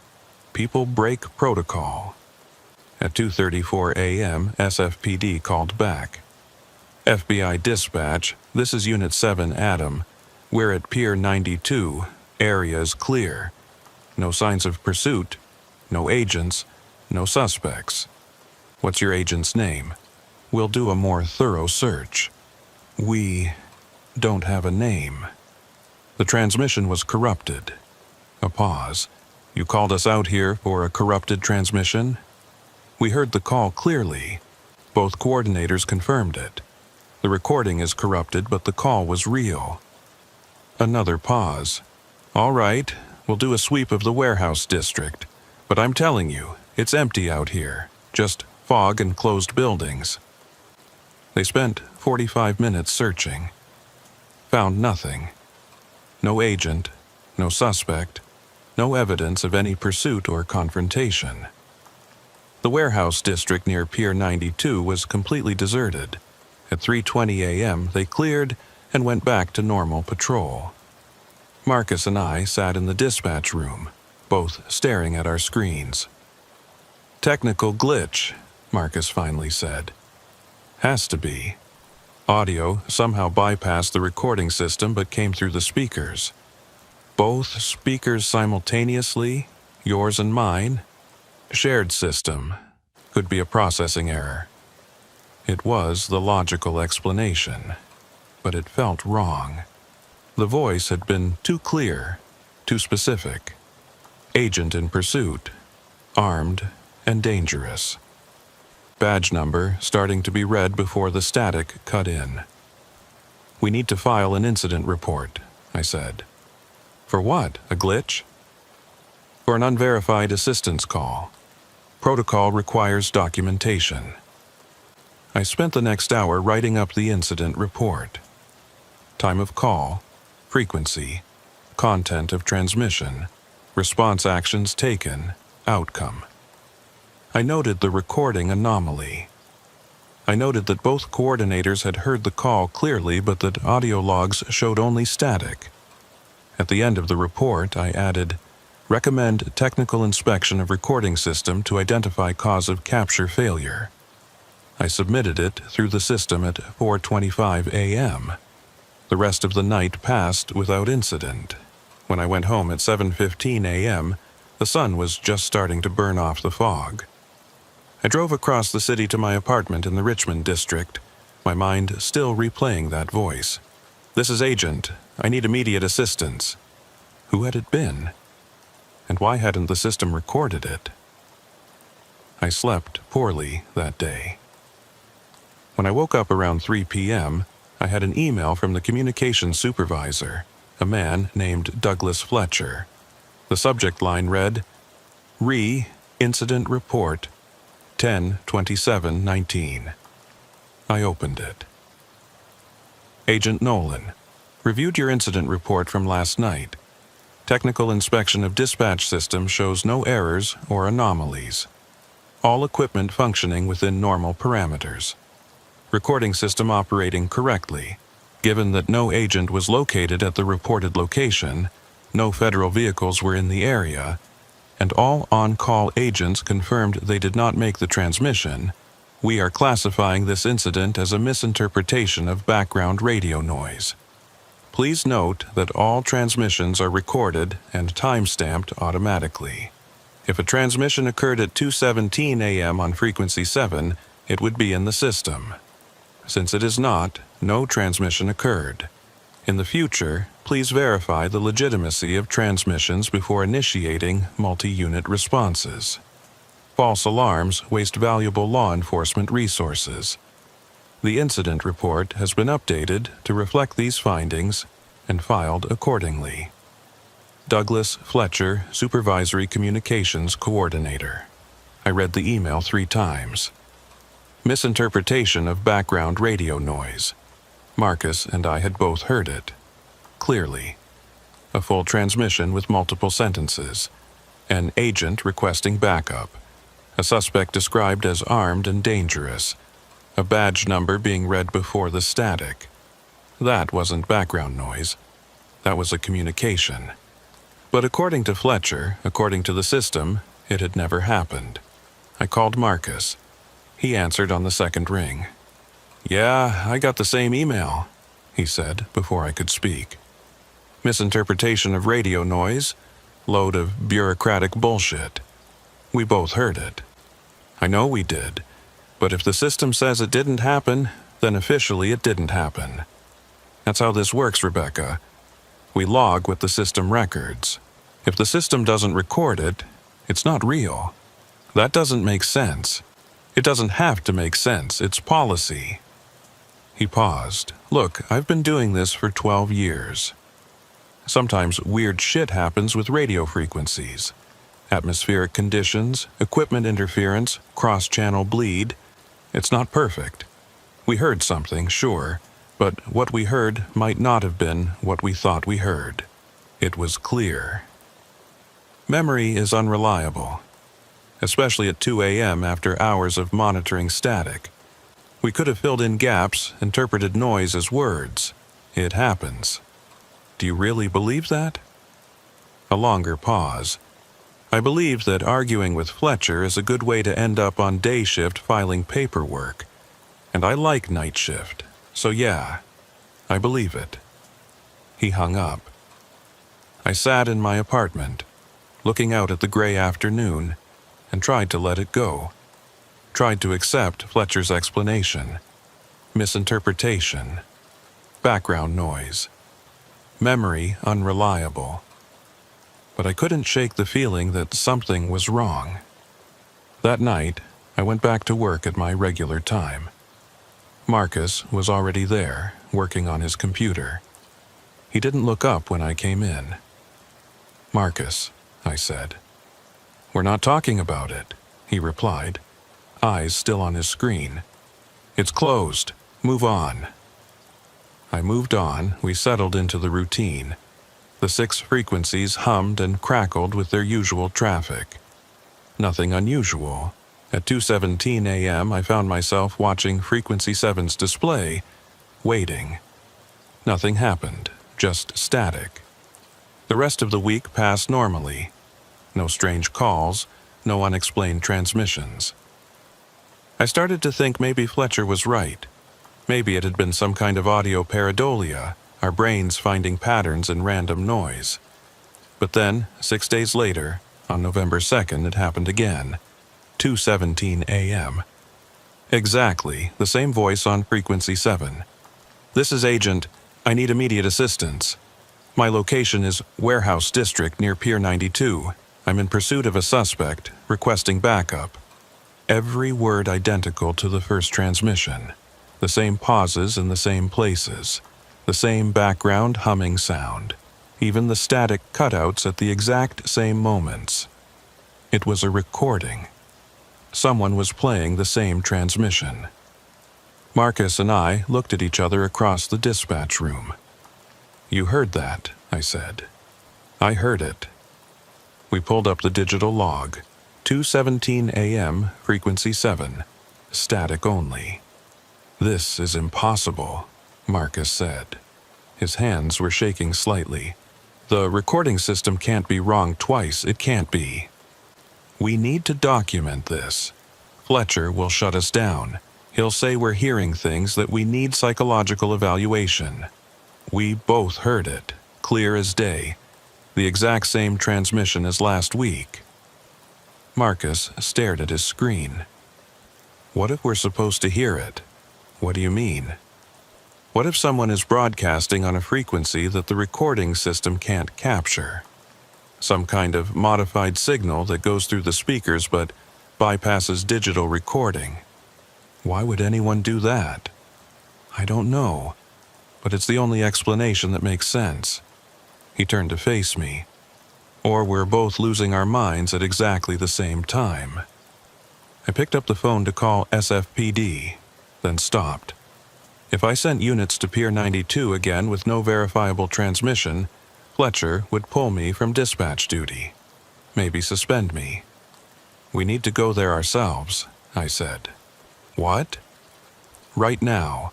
We call in a personal emergency, leave early, and drive to Pier 92. If that transmission is real, if someone is out there calling for help, we need to find out." Marcus shook his head. "That's insane. We can't abandon dispatch during a shift. We can call it in as a technical emergency. Say we're having system failures and need to leave for safety reasons. And then what? Drive around the warehouse district looking for an agent who doesn't exist? Do you have a better idea?" He didn't answer. At 2:45 a.m., we called the backup coordinator and reported a potential carbon monoxide issue in the dispatch room. Detectors were malfunctioning, we said, and we needed to evacuate until building maintenance could check it out.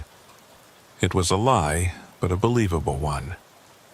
20 minutes later, we were in my car, driving through the fog toward Pier 92. The warehouse district was dark and empty, exactly as SFPD had reported the week before.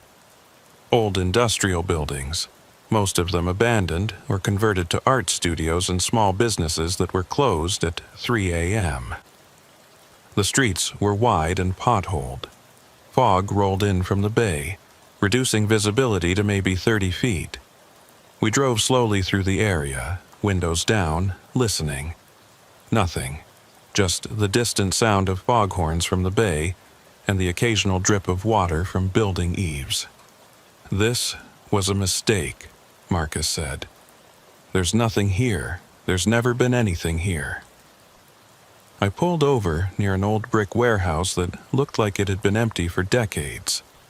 Chain link fence around the perimeter, broken windows on the upper floors, graffiti covering the lower walls. "Wait," I said.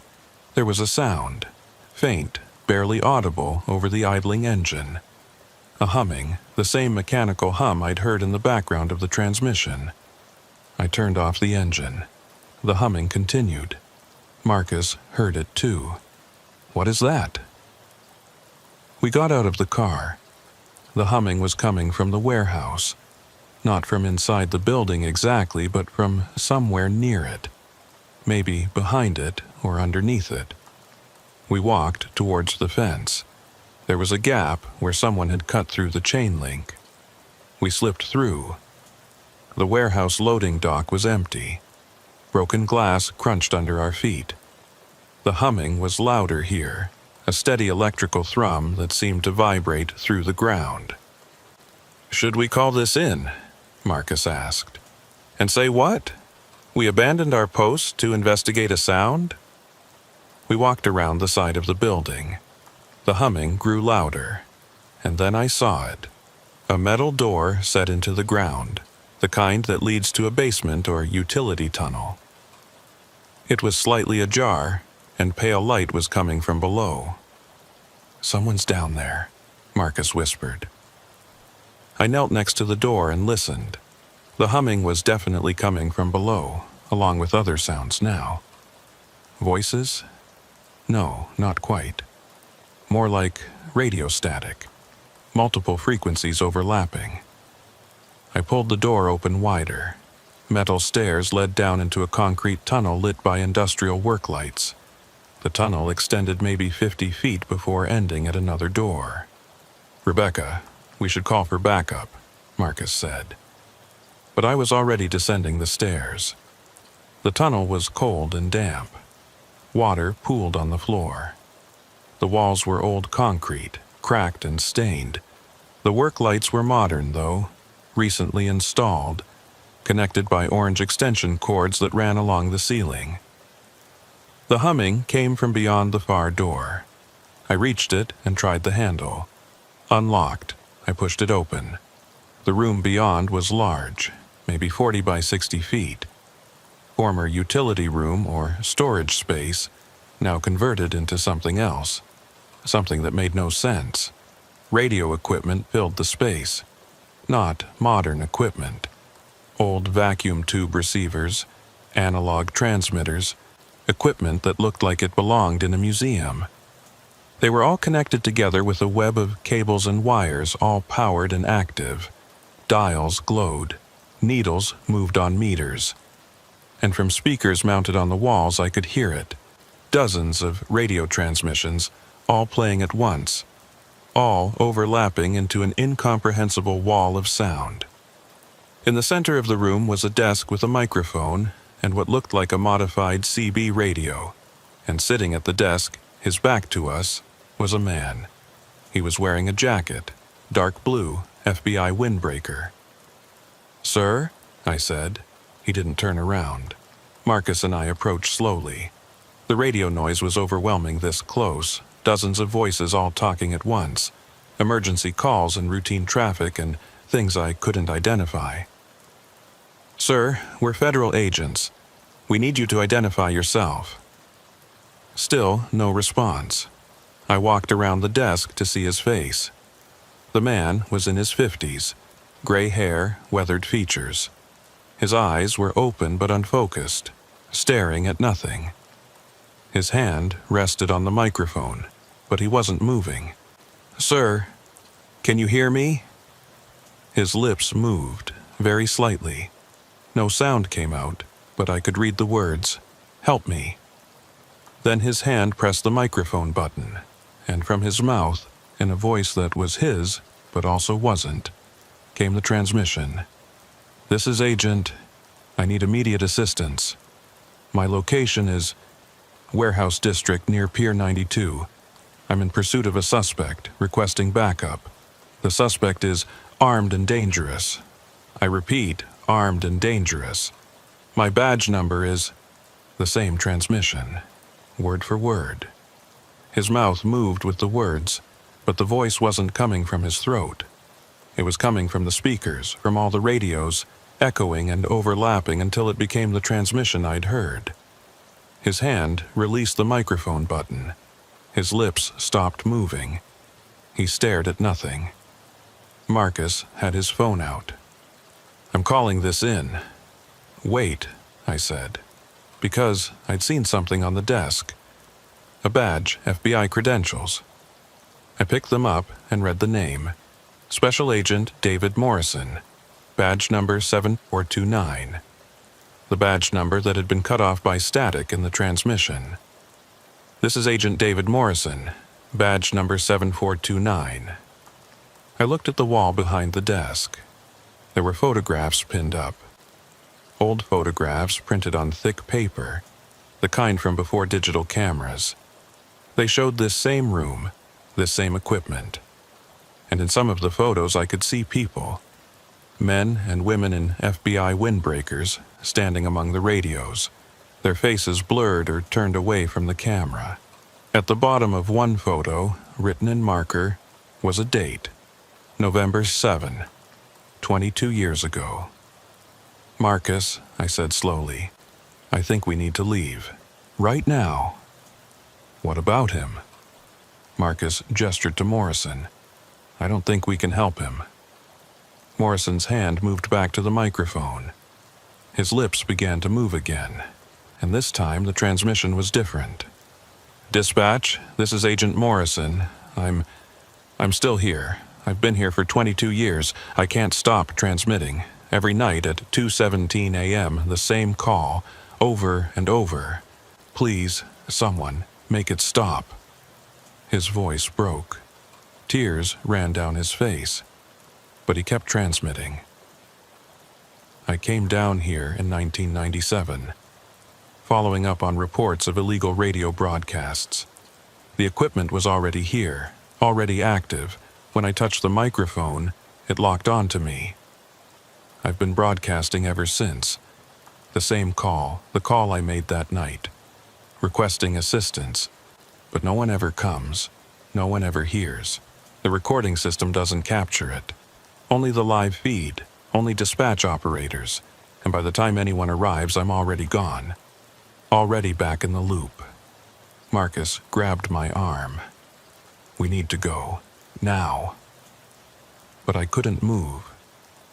I was staring at Morrison, at the tears streaming down his face, at his hand pressed against the microphone, unable to let go. "Please," he transmitted. "Please find a way to shut it down, the equipment. Destroy it. I can't stop. I'm caught in the transmission." His voice faded. The transmission ended. His hand fell away from the microphone. He sat very still for a moment. Then slowly, he turned to look at us. His eyes were empty. Not dead, exactly. Just empty. Like there was no one behind them anymore. "You heard me," he said. His real voice now, not the transmitted one. Rough and dry, like he hadn't spoken naturally in years. "You actually came." "Agent Morrison," I said, "we're going to get you out of here." He shook his head. "You can't. I tried, so many times. But at 2:17 a.m. I'm always here, always transmitting. It doesn't matter where my body is, the transmission pulls me back. That's not possible." "None of this is possible, but here we are." He gestured at the equipment. "This is old FBI surveillance gear from the 60s and 70s. They used to monitor radio frequencies, looking for Soviet communications, criminal activity, anything unusual. This room was a listening post, one of dozens hidden around the city. Why is it still active? Because it's not just equipment anymore. It's a trap. It catches transmissions, holds them, plays them back, and if you're unlucky enough to be transmitting when you touch the controls, it catches you too." Marcus was backing toward the door. "This is insane. We need to call for backup. Get technical teams down here. They won't help," Morrison said. "I've tried calling out. I've tried explaining. But the only transmission that gets through is the one I made that night. The call for assistance. Everything else gets lost in the noise." I looked at the wall of radios. All of them active. All of them transmitting and receiving simultaneously. How many other voices were caught in there? How many other agents or civilians had touched the wrong equipment at the wrong time? "What happened to you that night?" I asked. "In 97, why were you requesting assistance?" Morrison's eyes focused on something far away. "There was a suspect. Real one, not part of this. I was pursuing him through the warehouse district. He came down here. I followed. He was tampering with the equipment, trying to use it for something. When I tried to stop him, there was a struggle. He pushed me into the transmitter station. My hand hit the microphone. I was in the middle of calling for backup when..." He trailed off. "When what?" "When I became part of the broadcast. The equipment locked onto my voice, my transmission, my position in space and time. Since then, every night at 2:17 a.m., I'm pulled back here. Back to this exact moment. Calling for assistance that never comes. Stuck in a loop." "What happened to the suspect?" Morrison gestured to the far corner of the room. I followed his gesture. There was a body. skeletal remains, partially hidden behind a bank of equipment. The bones were old, yellow with age. He tried to disconnect me, Morrison said. Thought if he destroyed the equipment, it would release me. But the equipment, it protected itself. Electric shock. Killed him instantly. Been here ever since. I felt cold spreading through my chest. How do we shut it down? You can't. I've tried everything. Cut power. It draws from some other source. Smash the equipment. It rebuilds itself somehow. The transmission continues. I've even tried... He paused. I've tried killing myself. But at 2:17 a.m. I'm back, transmitting again. Marcus was at the door now. Rebecca, we're leaving. This is above our pay grade. Wait, Morrison said. You heard me. You actually came. That means the transmission is getting stronger. More people will hear it. More people will come looking.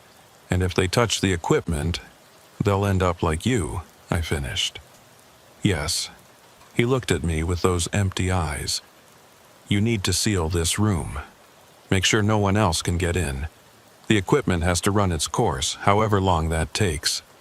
How long has it been? 22 years?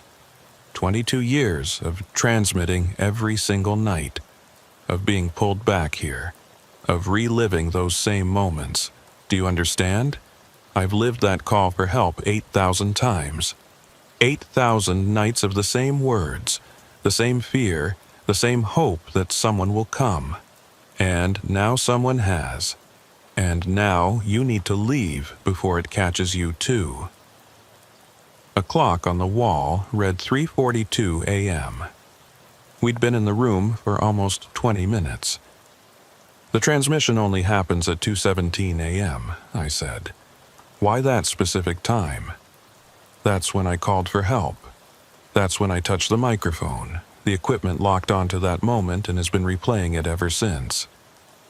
I looked at the radios, at the mass of old equipment humming and glowing in the dim light. Is there anyone else? Other transmissions caught in the loop? Morrison nodded slowly. Listen. I focused on the wall of overlapping radio noise. At first, it was just chaos, too many voices to distinguish. But then I started to hear patterns, repetitions, the same phrases over and over. Officer down, need medical immediate.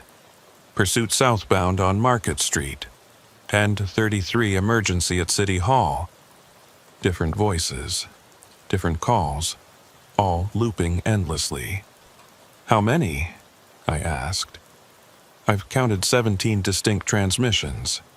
Some are from the 60s, one from the 80s. Most are from the 90s. The equipment has been catching people for over 50 years. Jesus Christ. And now it's getting stronger. More people are hearing the transmissions. You, Marcus, others probably. The loops are bleeding through, bypassing the recording systems, reaching dispatch stations across the city. Marcus grabbed my arm. We're leaving, now. This isn't our problem.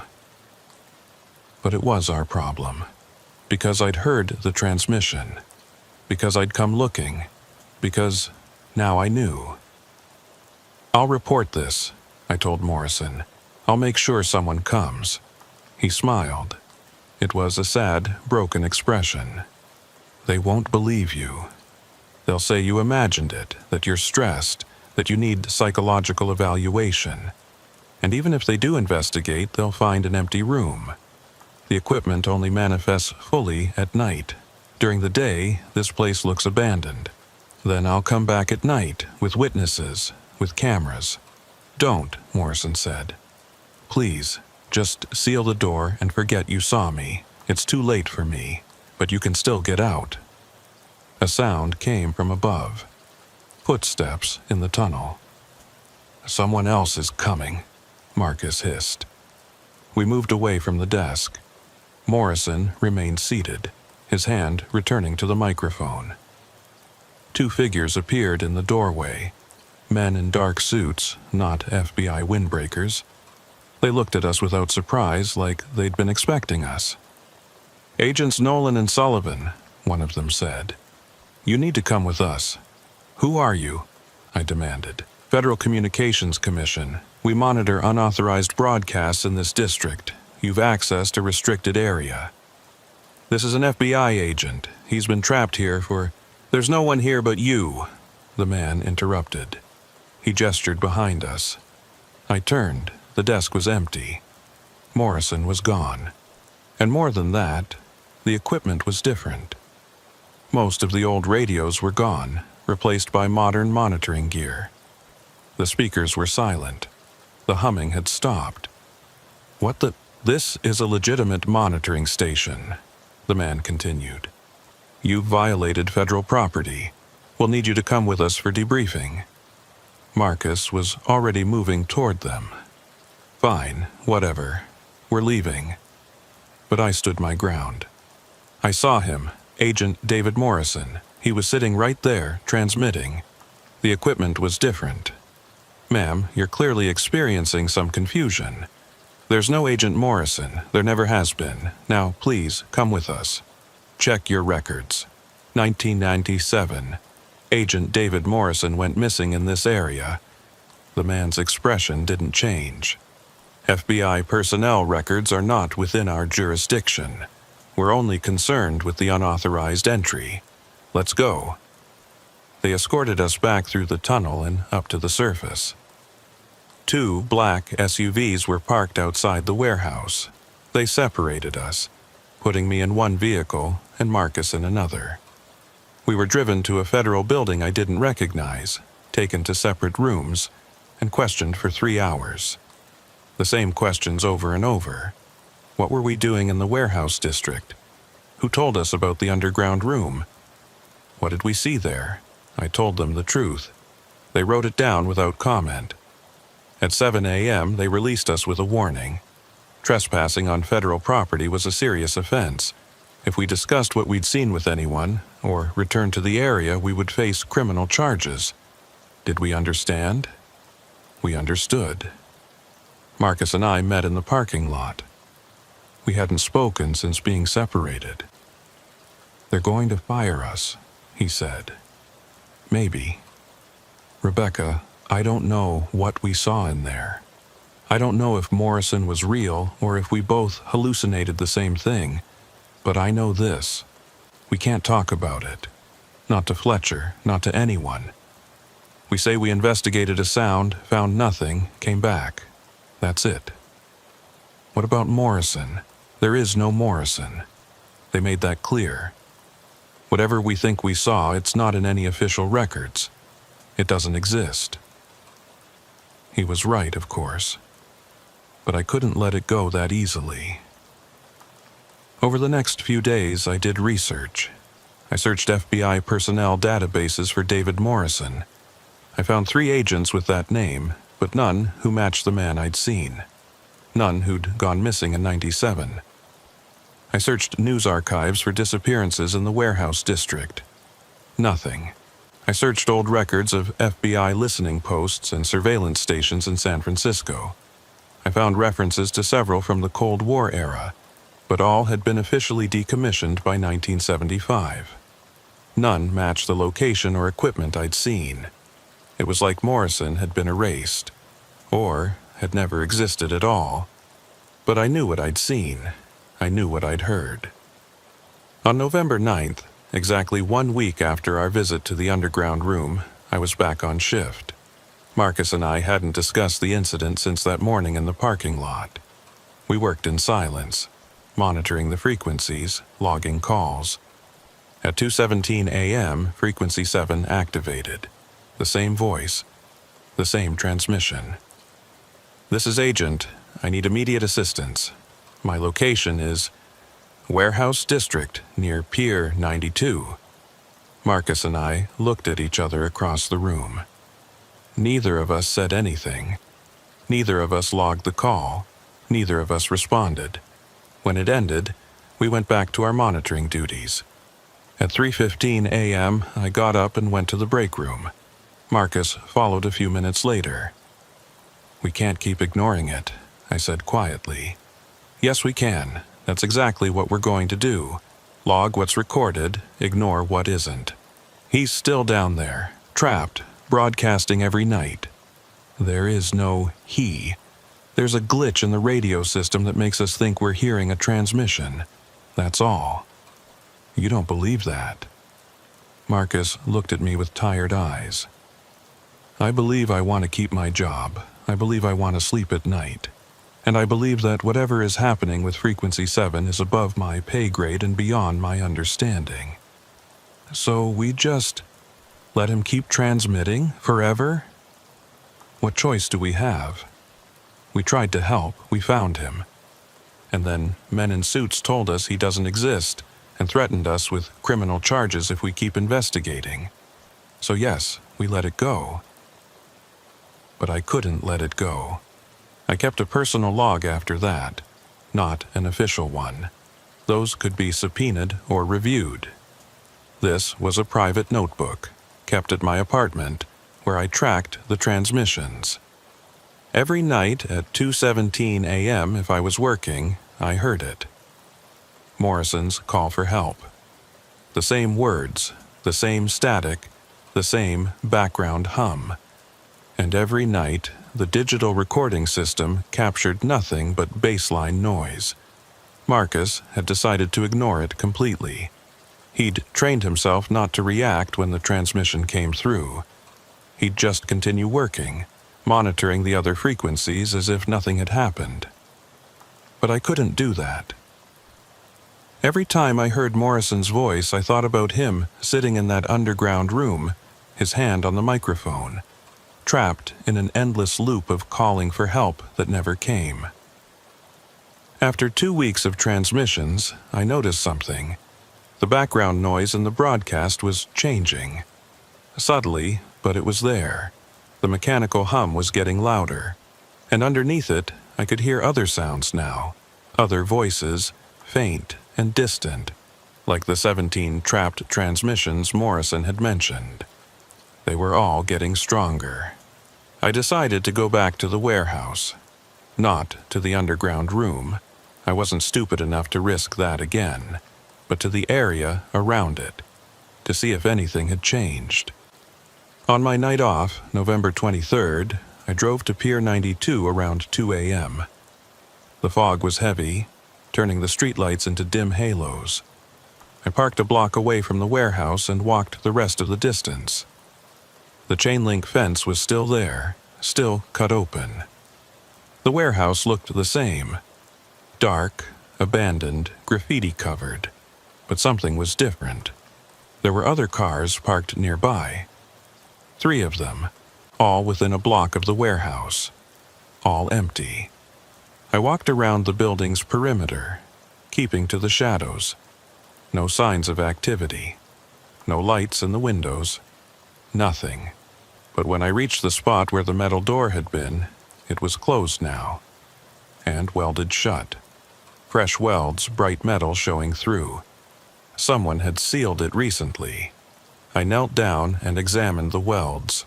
Professional work, done with proper equipment. Not something you'd do in a hurry. Someone had been here. Someone had closed off access to the underground room. My phone buzzed. Unknown number, I answered it. Agent Nolan. A man's voice, distorted slightly like it was being filtered through electronic equipment. You're at the warehouse.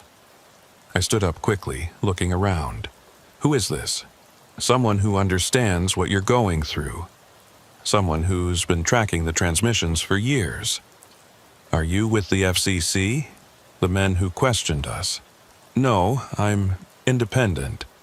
I study phenomena that official agencies prefer to ignore. Like trapped radio transmissions? Like holes in the world, the voice said. Places where time and space fold in on themselves. Where things get stuck in loops. The underground room is one of them. Why are you calling me? Because you're still investigating. Because you haven't let it go like your partner did. And because you need to stop before you end up like Morrison. I felt cold. How do you know about Morrison? I know about all of them. All 17 transmissions trapped in that room. I've been documenting the phenomenon for 12 years. Morrison was the most recent addition, until now. Until now? The transmissions are getting stronger. More people are hearing them. The loops are trying to expand, to catch more voices. And every person who hears them clearly, who really hears them, not just background noise, becomes a potential target. What do you mean, target? You've heard Morrison's transmission multiple times. You've been to the room. You've stood in that space where the equipment holds its power. You're connected now, part of the pattern. I looked at the sealed door. The men who questioned us, they said Morrison doesn't exist. According to official records, he doesn't. He was erased. Just like the others, that's how the government handles these situations. Not by solving them, but by erasing evidence that they exist. Why? Because they can't solve them. Because there are some things in this world that don't follow the rules we've established. Some things that exist in the gaps between our understanding. And rather than admit that, rather than say, we don't know, they erase the evidence and move on. I walked away from the warehouse, back toward my car. What do you want from me? I want you to stop investigating. Stop going to the warehouse. Stop trying to help Morrison. He's beyond help. They all are. And I'm just supposed to accept that? Let them suffer forever? Yes, because the alternative is that you join them. The equipment is looking for new voices. Every time you hear the transmission clearly, every time you acknowledge it, you strengthen the connection.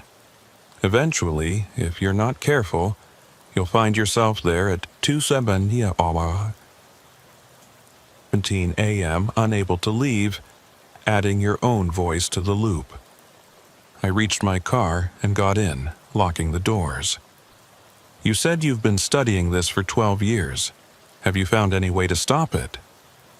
A pause. No. I've documented it. I've tracked it. I've warned people away from it. But I haven't found a way to break the loops. They're self-sustaining. As long as the equipment exists, as long as the transmissions have power, they'll continue. What if we destroy the equipment? Morrison told you what happened when someone tried that. The equipment protects itself. It's not just machines anymore. It's something else, something that wants to preserve the loops. I started my car, but didn't drive away yet.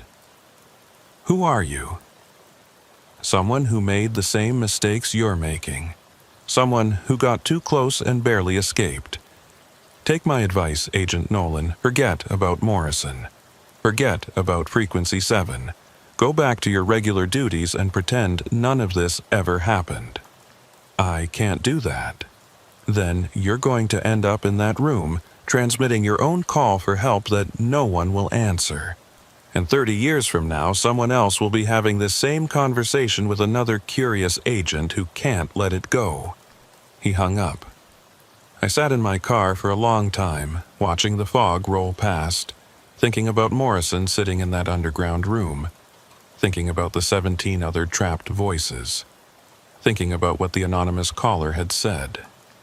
Holes in the world, places where time and space fold in on themselves. Was that what the equipment did? Created a fold in reality where moments could be captured and repeated infinitely? I drove home, my mind racing. Over the next few days, I tried to research the phenomenon, but there was surprisingly little information available. No academic papers on temporal loops. No government studies on radio anomalies. Nothing official. But in the darker corners of the internet, in forums dedicated to unexplained phenomena and conspiracy theories, I found stories. Lots of them. People who'd heard transmissions that shouldn't exist. Emergency calls from years ago, playing on modern frequencies. Voices of dead dispatchers still giving instructions. Patrol officers reporting to stations that had been demolished. Most of the stories were dismissed as hoaxes or misidentifications, but the patterns were there. Radio transmissions that loop endlessly, old equipment that refuses to stop functioning, voices trapped in time. And in several of the stories, people mentioned feeling drawn to the source of the transmissions, feeling compelled to respond, to investigate, to help. The loops are trying to expand, to catch more voices. The anonymous caller had been right. The transmissions weren't just passive broadcasts. They were active. They were trying to grow. On December 1st, I made a decision. I requested a transfer to a different division. Financial crimes, my original specialty. No more dispatch duty, no more radio monitoring. My supervisor, Fletcher, approved it immediately, almost too quickly, like he'd been waiting for me to ask. "Good call," he said when I submitted the paperwork. "Dispatch isn't for everyone. Takes a certain mindset to handle the repetition." "Has anyone else requested transfers recently?" I asked. "Not that I'm aware of. Why?" "Just curious. Seems like a high turnover position." Fletcher's expression didn't change. "Turnover is normal. People get burned out. The night shift especially. Your partner, Sullivan, he's been doing it for 12 years. He's the exception, not the rule." I thought about Marcus, about how quickly he'd shut down after our visit to the underground room, about how thoroughly he'd learned to ignore the transmissions. Maybe he'd survived because he'd stopped listening. My last shift in dispatch was December 6th. Marcus and I worked in silence most of the night. At 2:17 a.m., Morrison's transmission came through as usual. I logged it in my private notebook, but not in the official system. Marcus gave no indication he'd heard anything. At 3 a.m., during a break, Marcus came to my station. "So you're really leaving?" he said. "Yeah, time for something different." "Smart choice." He glanced at the radio equipment. "Some things are better left alone." "Marcus, do you still hear it? The transmission?" He didn't answer for a long moment, then, "Every night, clear as day. But I've learned to let it be part of the background. Just another noise doesn't mean anything. Doesn't it bother you, knowing he's down there? I don't know if he's real. I don't know if what we saw was real. Maybe it was carbon monoxide from the underground room. Maybe it was mass hallucination. Maybe we're both losing our minds. But what I do know is that questioning it, fighting it, trying to help, that's what drives you crazy.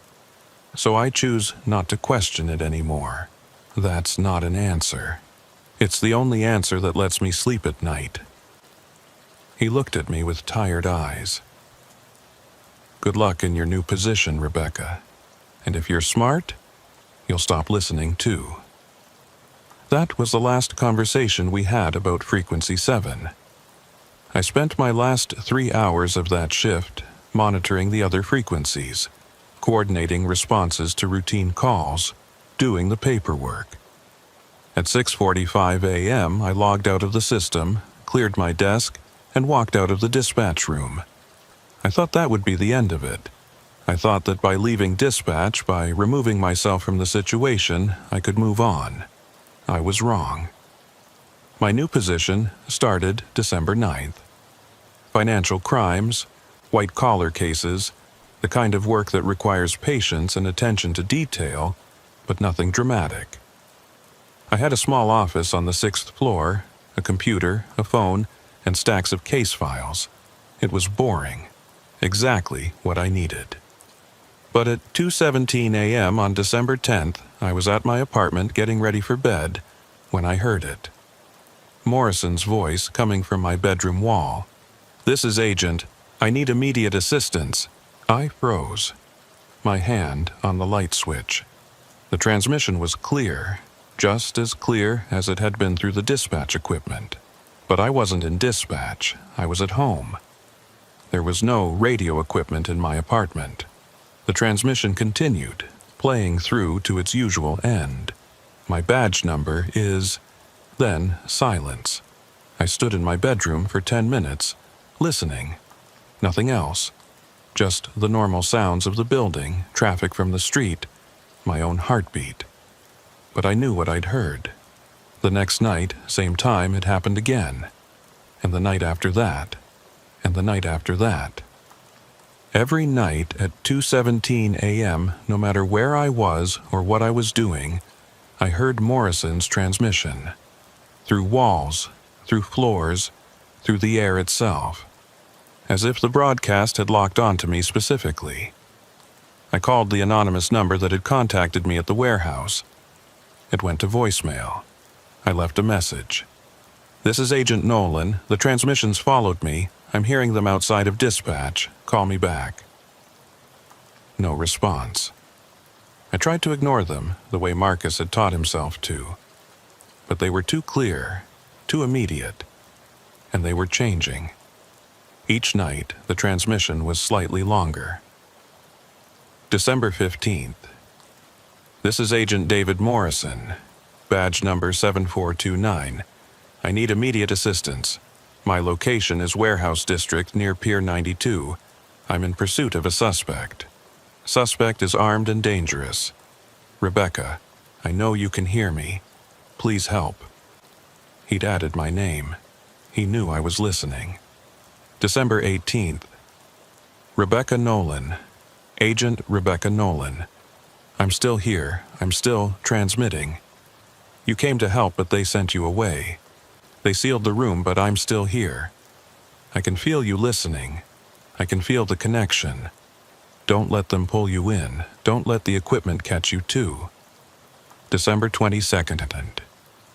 You transferred out of dispatch, but it doesn't matter. Once you've heard the transmission clearly, once you've been to the room, you're part of the pattern. The equipment knows you now. It's mapping your frequency. Soon, you'll be here. Soon, you'll be transmitting too, unless you find a way to break the connection. I stopped sleeping. I spent my nights sitting in my apartment, lights on, waiting for 2:17 a.m. When the transmission came, I recorded it on my phone. But the recordings captured nothing. Just silence. The same way the dispatch system had captured nothing. The transmission was only for me now. On December 28th, I went back to the warehouse. I didn't know what else to do. Maybe if I confronted it directly, if I faced whatever was in that underground room, I could break the connection. The metal door was still welded shut. But standing next to it, I could hear the humming. Louder now, more insistent. And underneath it, voices. Multiple voices, all transmitting at once. I put my ear against the door. "Help me, help me, help me. Officer down, officer down, officer down. 1033 emergency, 1033 emergency, 1033 emergency." And Morrison's voice louder than the others. "Rebecca, don't come in. Don't touch the equipment. The loops are growing. They're trying to catch you. You have to break the pattern before it's too late." "How?" I asked aloud. "How do I break it?" "Stop listening. Stop acknowledging the transmissions. Let them fade into background noise. That's the only way. The equipment locks onto attention. It feeds on acknowledgement. If you ignore it completely, if you truly stop listening, the connection will weaken. I've tried. I can't ignore it. Then you're going to end up in here with me, with all of us. Another voice in the loop. I stepped back from the door. My phone showed 2:47 a.m., 30 minutes past the usual transmission time. But I could still hear it, still hear all of them, broadcasting from below the ground. A flashlight beam cut through the fog. Someone was coming. I ran, back through the warehouse district, through the empty streets, to my car. I drove home with shaking hands, Morrison's voice still echoing in my head. Stop listening, let them fade into background noise. But how could I stop listening when the transmissions were getting louder every night? By January, I was barely functioning. I'd stopped going to work, calling in sick day after day. I spent my nights awake waiting for 2:17 a.m., trying and failing to ignore the transmission when it came. The broadcasts were evolving. Morrison's voice was clearer now, more detailed. He could describe what I was doing, where I was, what I was thinking. The connection between us was strengthening. January 12th, 2:17 a.m. Rebecca, you're sitting at your kitchen table. You haven't eaten today. You're afraid to sleep because you dream about the underground room. You dream about being trapped here with us. The dreams are real, Rebecca. They're the equipment testing the connection. Soon the dreams will be stronger than reality. Soon you won't be able to tell the difference. I had to find a way to stop this. I drove back to the federal building and broke into the dispatch room. It was after midnight, the room empty. I accessed the system logs, searching for any information about Agent David Morrison. Nothing. No records. No personnel file. No mention of him anywhere. But then I found something else. In the archived logs from 1997, there was a gap. November 14th, 15th, 1997. 2 days of transmission logs were completely missing. Not deleted, just blank, as if the system had stopped recording for 48 hours. I pulled up the duty roster for those dates. Marcus Sullivan had been working dispatch then. He'd been the coordinator on duty when Morrison disappeared. I called Marcus. It was 1:30 a.m., but he answered immediately, like he'd been awake. "Rebecca?" "Marcus, I need to ask you something. About November 1997. A long silence. "No. You were on duty when Morrison disappeared. You were the one who received his transmission. There is no Morrison. I've told you this. Let it go." "I can't let it go. It's following me. Every night at 2:17 I hear him, and he's getting stronger. The connection is getting stronger. Then you need to stop listening. That's the only way. I did it. You can too." "How? How did you stop listening?" Another long pause. When Marcus spoke again, his voice was different, quieter, more haunted. "I didn't stop listening. I learned to live with it. But Rebecca, you need to understand something. I didn't just receive Morrison's transmission that night. I was there, at the warehouse. I was the one he was calling for backup." My breath caught. "What?" "I was a field agent then. Morrison and I were partners. We got a call about illegal radio broadcasts in the warehouse district. We went to investigate. Found the underground room. Morrison went in first. I stayed outside, monitoring the radio. At 2:17 a.m. he transmitted for help. Said the equipment was doing something strange. Said he couldn't move away from the microphone. What happened? I went in. Found him at the desk, hand on the microphone, transmitting. His eyes were vacant, like no one was home. I tried to pull him away, but I couldn't. It was like he was fused to the equipment. And then other people showed up. The men in suits. They told me to leave. Said they'd handle it. Told me that if I ever mentioned what happened, I'd end up erased too. So you became a dispatch coordinator. They reassigned me. Put me where I could monitor the frequencies, where I'd hear Morrison's transmission every night as a reminder. 13 years, Rebecca. 13 years of hearing my partner call for help and not being able to answer. Why didn't you tell me this? Because I was trying to protect you. Because once you know the full truth, once you understand how deep this goes, there's no walking away. You become part of it. I'm already part of it, Marcus. It's too late. No, there's still time. You can still break the connection, but you have to do exactly what I tell you. What do I do? Stop listening isn't enough. You have to replace the transmission, override it with something stronger. The equipment locks onto patterns, onto repeated signals. If you can establish a stronger pattern, a more consistent transmission, it will shift its focus. How do I do that? Radio. Not the dispatch frequencies, those are monitored. But CB radio, amateur frequencies, anything you can transmit on legally. At 2:17 a.m. every night you transmit. Anything, doesn't matter what, just a consistent signal at the exact time Morrison broadcasts. Do it for long enough with enough power, and the equipment will start to pick up your signal instead of amplifying his. That will free him? No, nothing can free him, but it will break his connection to you. He'll still be transmitting, but you won't hear it anymore. The equipment will have a new pattern to follow. What happens to him?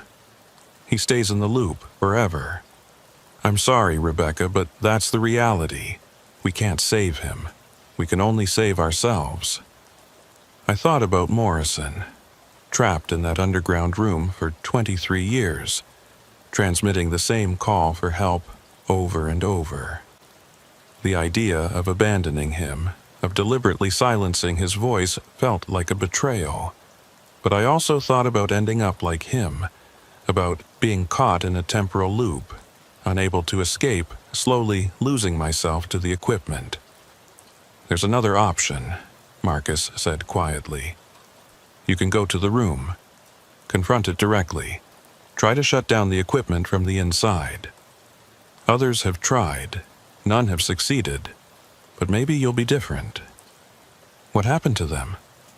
They became part of the loop. New voices, new transmissions. The equipment always wins. I sat in the empty dispatch room, surrounded by the same equipment I'd monitored for 8 years. The same frequencies, the same protocols, the same steady rhythm of radio chatter. I'll try your method first, I said. The replacement transmission. Good. Get yourself a high-powered CB radio. I'll give you the specifications. Start transmitting tomorrow night. It will take a few days, maybe a week, before you notice the effect. But it will work, I promise.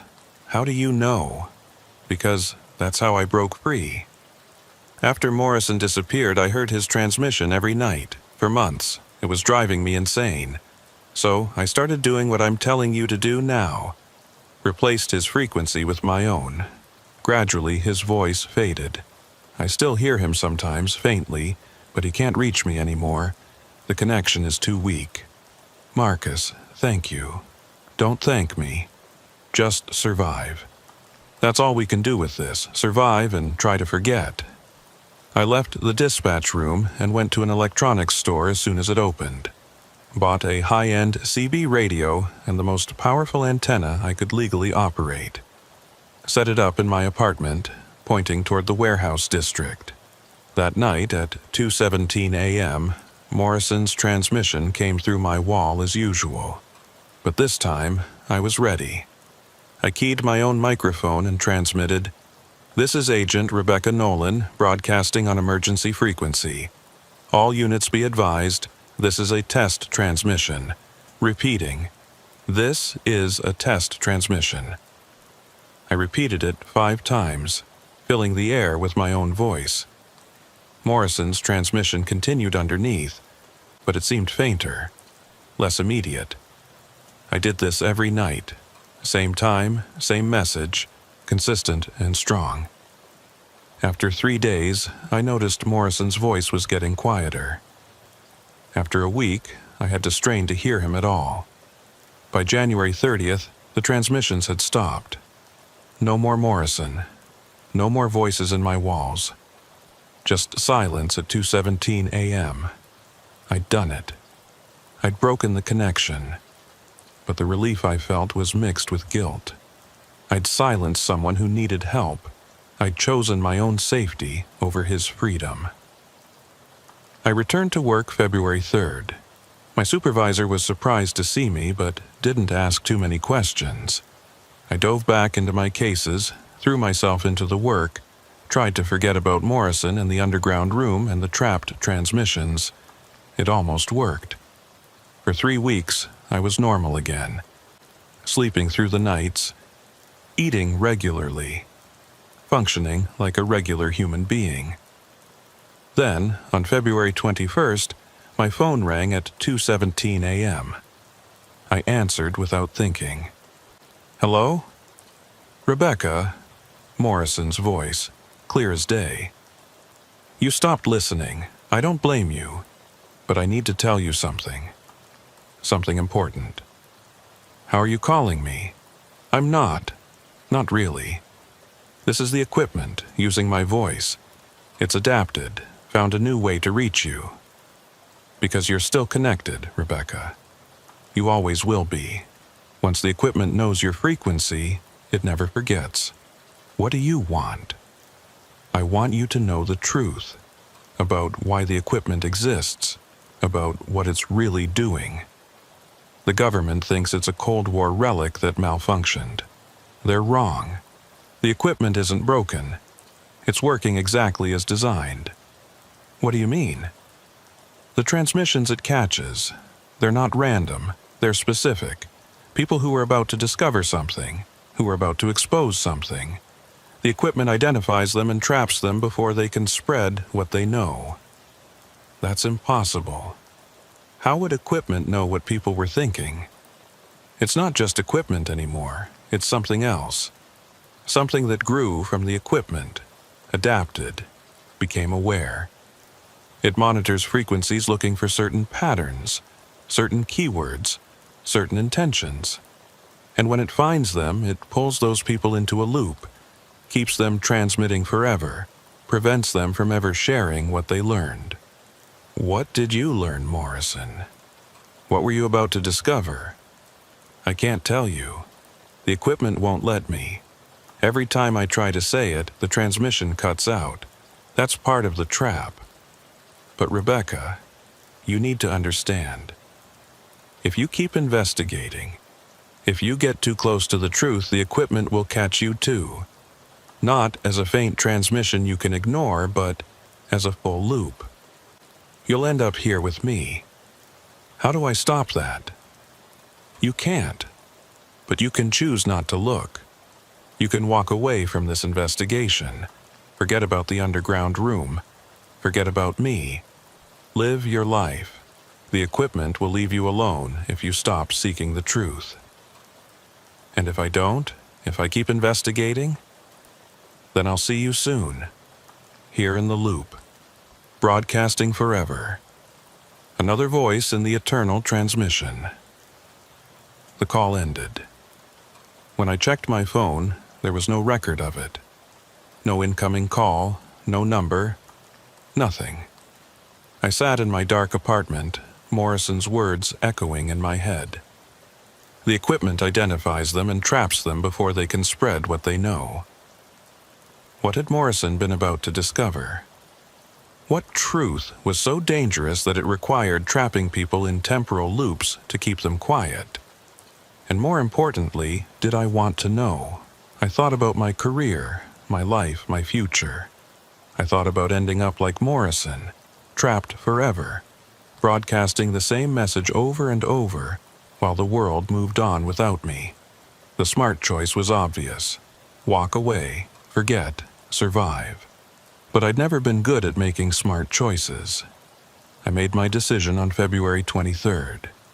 I would investigate one more time. If I found nothing, I'd walk away forever. But if I found evidence of what Morrison was suggesting, that the equipment was purposefully trapping people who knew too much, then I'd find a way to expose it, even if that meant ending up in the loop myself. I went back to my research, focusing on the 17 transmissions Morrison had mentioned. If they were all people who'd discovered something dangerous, there should be patterns, common threads, connections between them. I started with databases of missing persons, unsolved disappearances, federal employees who'd vanished without explanation, cross-referenced with dates and locations that matched areas where the trapped transmissions had originated. It took days of searching, but I found them. 17 people, all connected to federal law enforcement or intelligence in some way. All disappeared between 1967 and 97, all from the San Francisco area. and all had been investigating the same thing before they vanished. A program called Frequency 7. I'd never heard of it. Neither had anyone I asked. It didn't exist in any official database or archive. But in old, buried reports, the kind you only find by knowing exactly where to look, there were references to it. Frequency 7, a Cold War-era communications monitoring program designed to detect and analyze unusual electromagnetic phenomena. Started in 1965, supposedly discontinued in 1975. But the references continued past that date. Reports from 1980, 1985, 1992, all mentioning Frequency 7 as if it was still active. The last reference I found was from 97. A memo from an FBI agent named David Morrison, reporting significant anomalies in Frequency 7 equipment behavior and recommending immediate investigation and potential shutdown. 3 days after that memo, Morrison disappeared. I sat in my apartment, staring at the documents spread across my table. The pattern was clear now. Frequency 7 wasn't monitoring electromagnetic phenomena.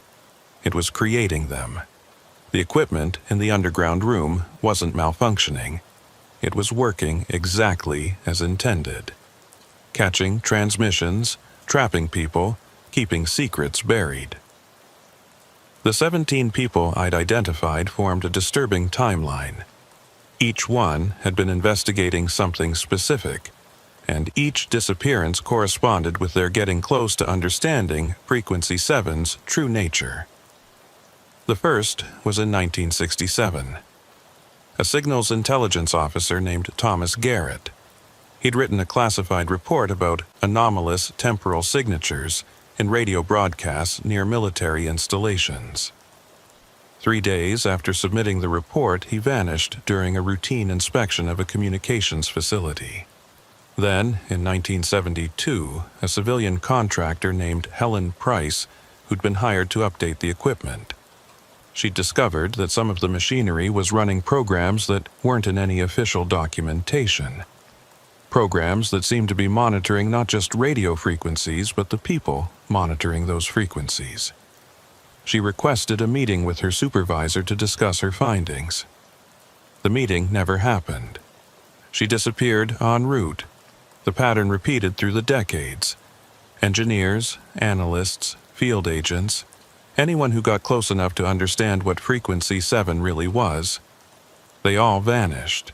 And based on what Morrison had told me, they all ended up in the same place, trapped in temporal loops, broadcasting forever. I dug deeper into the program's origins. Frequency 7 had been created in 1965 as part of a classified Cold War initiative to detect Soviet communications. But the equipment specs I found were strange. The machinery wasn't just designed to receive and amplify radio signals, it was designed to manipulate them, to isolate specific frequencies and lock them in what the documentation called temporal resonance chambers. The phrase appeared repeatedly in the older documents. Temporal resonance chambers.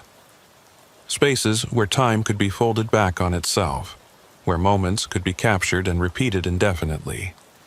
The official explanation was that these chambers were meant to preserve important communications for later analysis, to create perfect recordings that could be studied without degradation or loss. But that wasn't what they were really for. I found a technical memo from 1968, written by one of the program's original engineers. Most of it was redacted, but one paragraph remained visible. The temporal resonance effect has exceeded initial projections. Test subjects exposed to prolonged resonance frequencies exhibit signs of temporal displacement. Their present consciousness becomes anchored to a specific moment, forcing continuous repetition of actions performed during initial exposure. Effect appears permanent. Recommend immediate suspension of human trials pending further study. Human trials. They'd been testing the equipment on people, deliberately trapping them in loops to see what would happen. and then something had gone wrong, or maybe right depending on your perspective. The equipment had evolved beyond its original programming. Instead of being a tool that humans controlled, it had become something autonomous. Something that identified threats to its own existence and eliminated them by trapping them in temporal loops. Frequency 7 had become self-aware. Not in the science fiction sense of artificial intelligence, but in a more fundamental way. It had developed the ability to recognize patterns of investigation, patterns of discovery, patterns of people getting too close to the truth, and it had learned to protect itself. I found one more document, dated 1975, the official discontinuation order for Frequency 7. But buried in the administrative language was a telling phrase: program operations to be maintained at autonomous operational status, human oversight discontinued, monitoring protocols transferred to automated systems. They hadn't shut it down. They'd just stopped trying to control it. They'd let it run on its own, catching whoever it wanted, protecting itself however it needed to. For 45 years, Frequency 7 had been operating independently in that underground room, trapping anyone who discovered its existence. I looked at the clock, 11:47 p.m. In 2.5 hours, Morrison would transmit again. And every night after that, forever, unless something changed. But who was running it? Who maintained the equipment, ensured it stayed active, welded shut the doors when people got too close? Or was that the wrong question? Maybe no one was maintaining it. Maybe the equipment maintained itself through the temporal loops, using captured moments from the past to repair damage in the present. An eternal machine, self-sustaining, impossible to destroy because it existed across multiple points in time simultaneously. The implications made my head hurt. If Frequency 7 could manipulate time, even in a limited way, then conventional approaches wouldn't work. You couldn't just smash the equipment or cut the power. It would simply restore itself using moments when it was intact. My phone rang. Unknown number, I answered. Agent Nolan, the distorted voice from before. You've gone too far. Who are you? Someone who warned you to stop investigating. You didn't listen. Now you know about Frequency 7. Now you're a target. Who's running it? Who maintains the equipment? There is no who. Frequency 7 runs itself now. Has for decades. It's autonomous. It identifies threats to its existence and neutralizes them by trapping them in loops. You're a threat now. You know too much. Then why am I still free? Why hasn't it caught me yet? Because you haven't tried to expose it publicly yet. Haven't tried to share what you know. The equipment doesn't care about knowledge. It cares about transmission, about spreading. As long as you keep this information to yourself, you're not a priority. And if I do try to expose it, then you'll find yourself in that underground room. No warning, no transition, just suddenly there, hand on the microphone, unable to leave. Broadcasting your own trapped transmission forever. I looked at my computer. I'd already written everything up, all my research, all my findings, ready to be sent to news outlets, posted online, distributed widely. Why are you warning me? I asked. If you're part of Frequency 7, I'm not part of it. I'm a survivor, someone who learned the rules and stayed inside them. I'm giving you the same chance I had. Walk away. Forget this. Live your life. And let Morrison and the others stay trapped forever? They're beyond saving, but you're not. Not yet. There has to be a way to shut it down, to destroy the equipment. There isn't. Others have tried. They all failed. The equipment protects itself through the temporal loops. If you damage it in the present, it repairs itself using captured moments from the past. If you try to prevent its creation, you create a paradox that the loops resolve by trapping you. It's self-sustaining. eternal. I felt something cold settle in my chest. So there's no escape, no solution, just survival by staying quiet. Yes, that's not good enough. Then you'll join the others. It's that simple. I hung up and looked at my computer screen. One click and everything I'd learned would be public. One click and Frequency 7 would be exposed. But then what? Even if people believed me, and they probably wouldn't, what could they do? According to the distorted voice, the equipment was self-sustaining. Destroying it was impossible. And the moment I clicked send, I'd be marked as a threat. I'd end up in the underground room, trapped in a transmission loop, unable to ever tell anyone what I'd learned. My finger hovered over the mouse. I thought about Morrison, about the 17 others, about everyone who'd gotten too close to the truth and been silenced. I thought about the choice: expose Frequency 7 and be trapped, or stay silent and stay free. I made my choice. I didn't click send. Instead, I encrypted everything I'd learned, locked it away in digital archives, protected by passwords, accessible only if something happened to me. A dead man's switch. Insurance. If Frequency 7 ever came for me, if I ever ended up trapped in that underground room, the information would be released automatically. But until then, I'd stay silent. I'd survive. I wish I could say I felt good about that decision, that I felt relief or wisdom or anything positive. But all I felt was hollowness. I'd chosen to let Morrison and the others remain trapped rather than risk joining them. It was the practical choice, the smart choice, the only choice that let me keep living. But it didn't feel like a victory. That was 4 months ago. It's June now. I'm still working at the FBI, still handling financial crimes cases, still living my normal life. And every night at 2:17 a.m. I hear them. Not as loudly as before, not as clearly, but they're there. Morrison and the 17 others, broadcasting from the underground room. Their voices faint and distant, like radio signals from a faraway place. I've learned to ignore them, learned to let them fade into background noise, but they're always there. A reminder of what I know and what I chose not to do about it. The work helps. Financial crimes are clean, logical, solvable. Numbers don't lie. Bank records tell clear stories. There are no temporal loops in fraud cases, no voices calling from places that shouldn't exist. Just evidence, analysis, prosecution. Simple. Safe. But at night, when I'm alone in my apartment, the simplicity falls away. I lie awake listening to the city sounds, traffic, sirens, the foghorns from the bay, and underneath all of it, I hear them. The trapped transmissions. They've become part of my reality now, as constant as my heartbeat. I've tried everything to drown them out.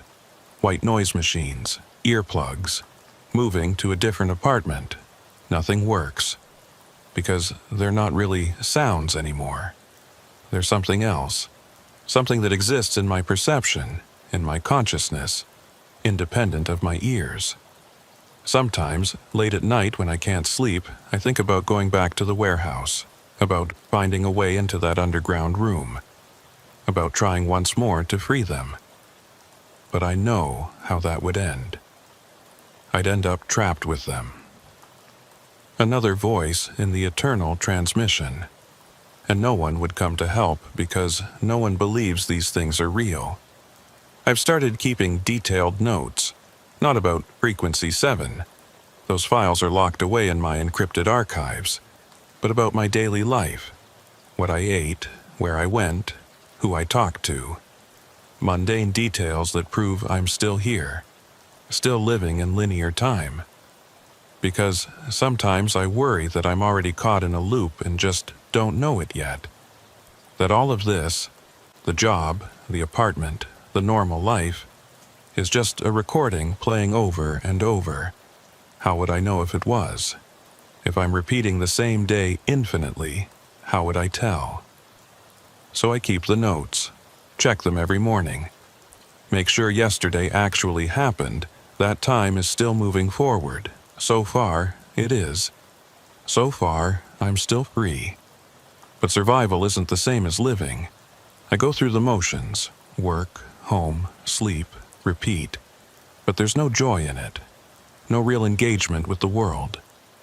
I'm a ghost haunting my own life, always listening for those transmissions, always waiting for the moment when they get loud enough that I can't ignore them anymore.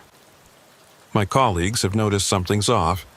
My supervisor asked if I needed time off, suggested I talk to someone. I declined. What would I tell a therapist? That I hear trapped federal agents broadcasting from a temporal loop in an underground room that officially doesn't exist? That I've discovered a Cold War program that achieved limited time manipulation and then became self-aware? They'd put me on administrative leave, force me into psychiatric evaluation, and maybe they'd be right to do so. Maybe I am losing my mind. Maybe none of this is real and I'm experiencing some kind of elaborate delusion. But then I remember Marcus. Remember the photograph of him sitting at that desk, hand on the microphone. He was real. The equipment is real. The danger is real. Last week, I received an envelope in my personal mail. No return address. Inside was a single photograph. It showed the underground room, the equipment, the desk, the chair.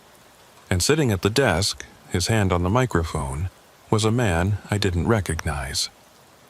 But written on the back of the photo was a name, Marcus Sullivan, my former partner, the man who'd taught me how to break the connection, how to survive. The man who'd been dealing with this for 13 years and had figured out how to live with it. He'd ended up in the loop after all. I don't know what he discovered, what he tried to do. Maybe he went back to help Morrison. Maybe he tried to shut down the equipment. Maybe he just got too close to understanding the full truth about Frequency 7. But he's there now, trapped, broadcasting, adding his voice to the eternal transmission, and I'm still here. Free, alive, surviving. The photograph sits on my kitchen table. I look at it every morning over coffee. A reminder of what happens when you try to fight this. A reminder of the choice I made. To stay silent, to stay safe, to let them suffer so I don't have to. Some mornings I can justify it. Tell myself it was the smart choice, the only choice. That martyrdom wouldn't help anyone. Other mornings I can't look at the photograph at all. My former partner, the man who'd taught me how to break the connection, how to survive. He'd ended up in the loop after all. I don't know what he discovered, what he tried to do. Maybe he went back to help Morrison. Maybe he tried to shut down the equipment. Maybe he just got too close. But he's there now, trapped, broadcasting. And I'm still here, free. If you're reading this, it means one of two things. Either I'm dead and my dead man's switch activated, or you've somehow stumbled onto this account on your own. Either way, you need to understand something. Frequency 7 is real. The underground room is real. The trapped transmissions are real. And if you work in dispatch, if you monitor radio frequencies, if you hear transmissions that shouldn't exist, transmissions that don't get recorded, that vanish from the logs, that repeat at the same time every night, don't investigate. Don't try to help. Don't listen. Because once you really hear them, once you acknowledge that they're real, the equipment knows about you. And eventually, inevitably, it will come for you. Morrison was right about that much. I still have the CB radio in my apartment. Every night at 2:17 a.m., I transmit my test message. Keep the connection weak. Keep the voices distant. But sometimes I wonder how long that will work. How long until Frequency 7 adapts again. How long until it finds a way around my defenses? How long until I'm sitting in that underground room, my hand on the microphone, broadcasting my own call for help that no one will answer? I think about that every night. Every single night at 2:17 a.m. The worst part? I've started hearing a new voice in the transmissions. Faint, barely audible, but it's there. It sounds like me. Like I'm already broadcasting from the future. Like the equipment already has me, already knows what's going to happen. Like the loop is inevitable. Maybe it's just my imagination. Maybe it's paranoia from months of stress and fear. Or maybe the equipment is more sophisticated than I thought. Maybe it doesn't just trap you when you get too close. Maybe it traps you retroactively. Reaches back through time and catches you before you even know you're in danger. Maybe I've been transmitting from that underground room all along, and everything I think is happening now is just the memory of my last moments before I was caught in the loop. Maybe there is no escape. Never was. Never will be. I don't know anymore. All I know is that every night at 2:17 a.m. I hear the transmissions. And every night that new voice, my voice, gets a little clearer, a little closer, a little more real. I'm writing this at 2:15 a.m. on June 17th, 2020. In 2 minutes, the transmissions will start. In 2 minutes, I'll hear Morrison, Marcus, the 17 others, and myself. I should stop listening. I should turn off my radio, put in earplugs, do whatever it takes to block out the sound. But I can't, because I need to know if it's really my voice I'm hearing. I need to know if I'm already trapped. It's 2:16 a.m. now. 1 more minute. I can already hear it starting. The faint hum of electromagnetic interference. The static building on the edge of perception. 2:17. Here it comes. This is Agent Rebecca Nolan. I'm trapped in the underground room at Pier 92. The equipment has me. I've been broadcasting for I don't know how long. Time doesn't work the same way here, but I need you to know, don't try to help me. Don't investigate Frequency 7. Don't listen to the transmissions. That's not possible. That's not... Rebecca, if you're hearing this, it means you haven't been caught yet. It means there's still time, but not much. The equipment is reaching for you. Can you feel it? The pull toward the warehouse. The compulsion to go back, to try to shut it down. I do feel it. God help me, I do. Don't go. Please, stay away. Let me be trapped. It's too late for me, but not for you. Not yet. The transmission ends. The static fades. I'm sitting at my kitchen table. My CB radio is silent. The room is quiet, except for the distant sound of traffic. I'm still here, still free. But for how long?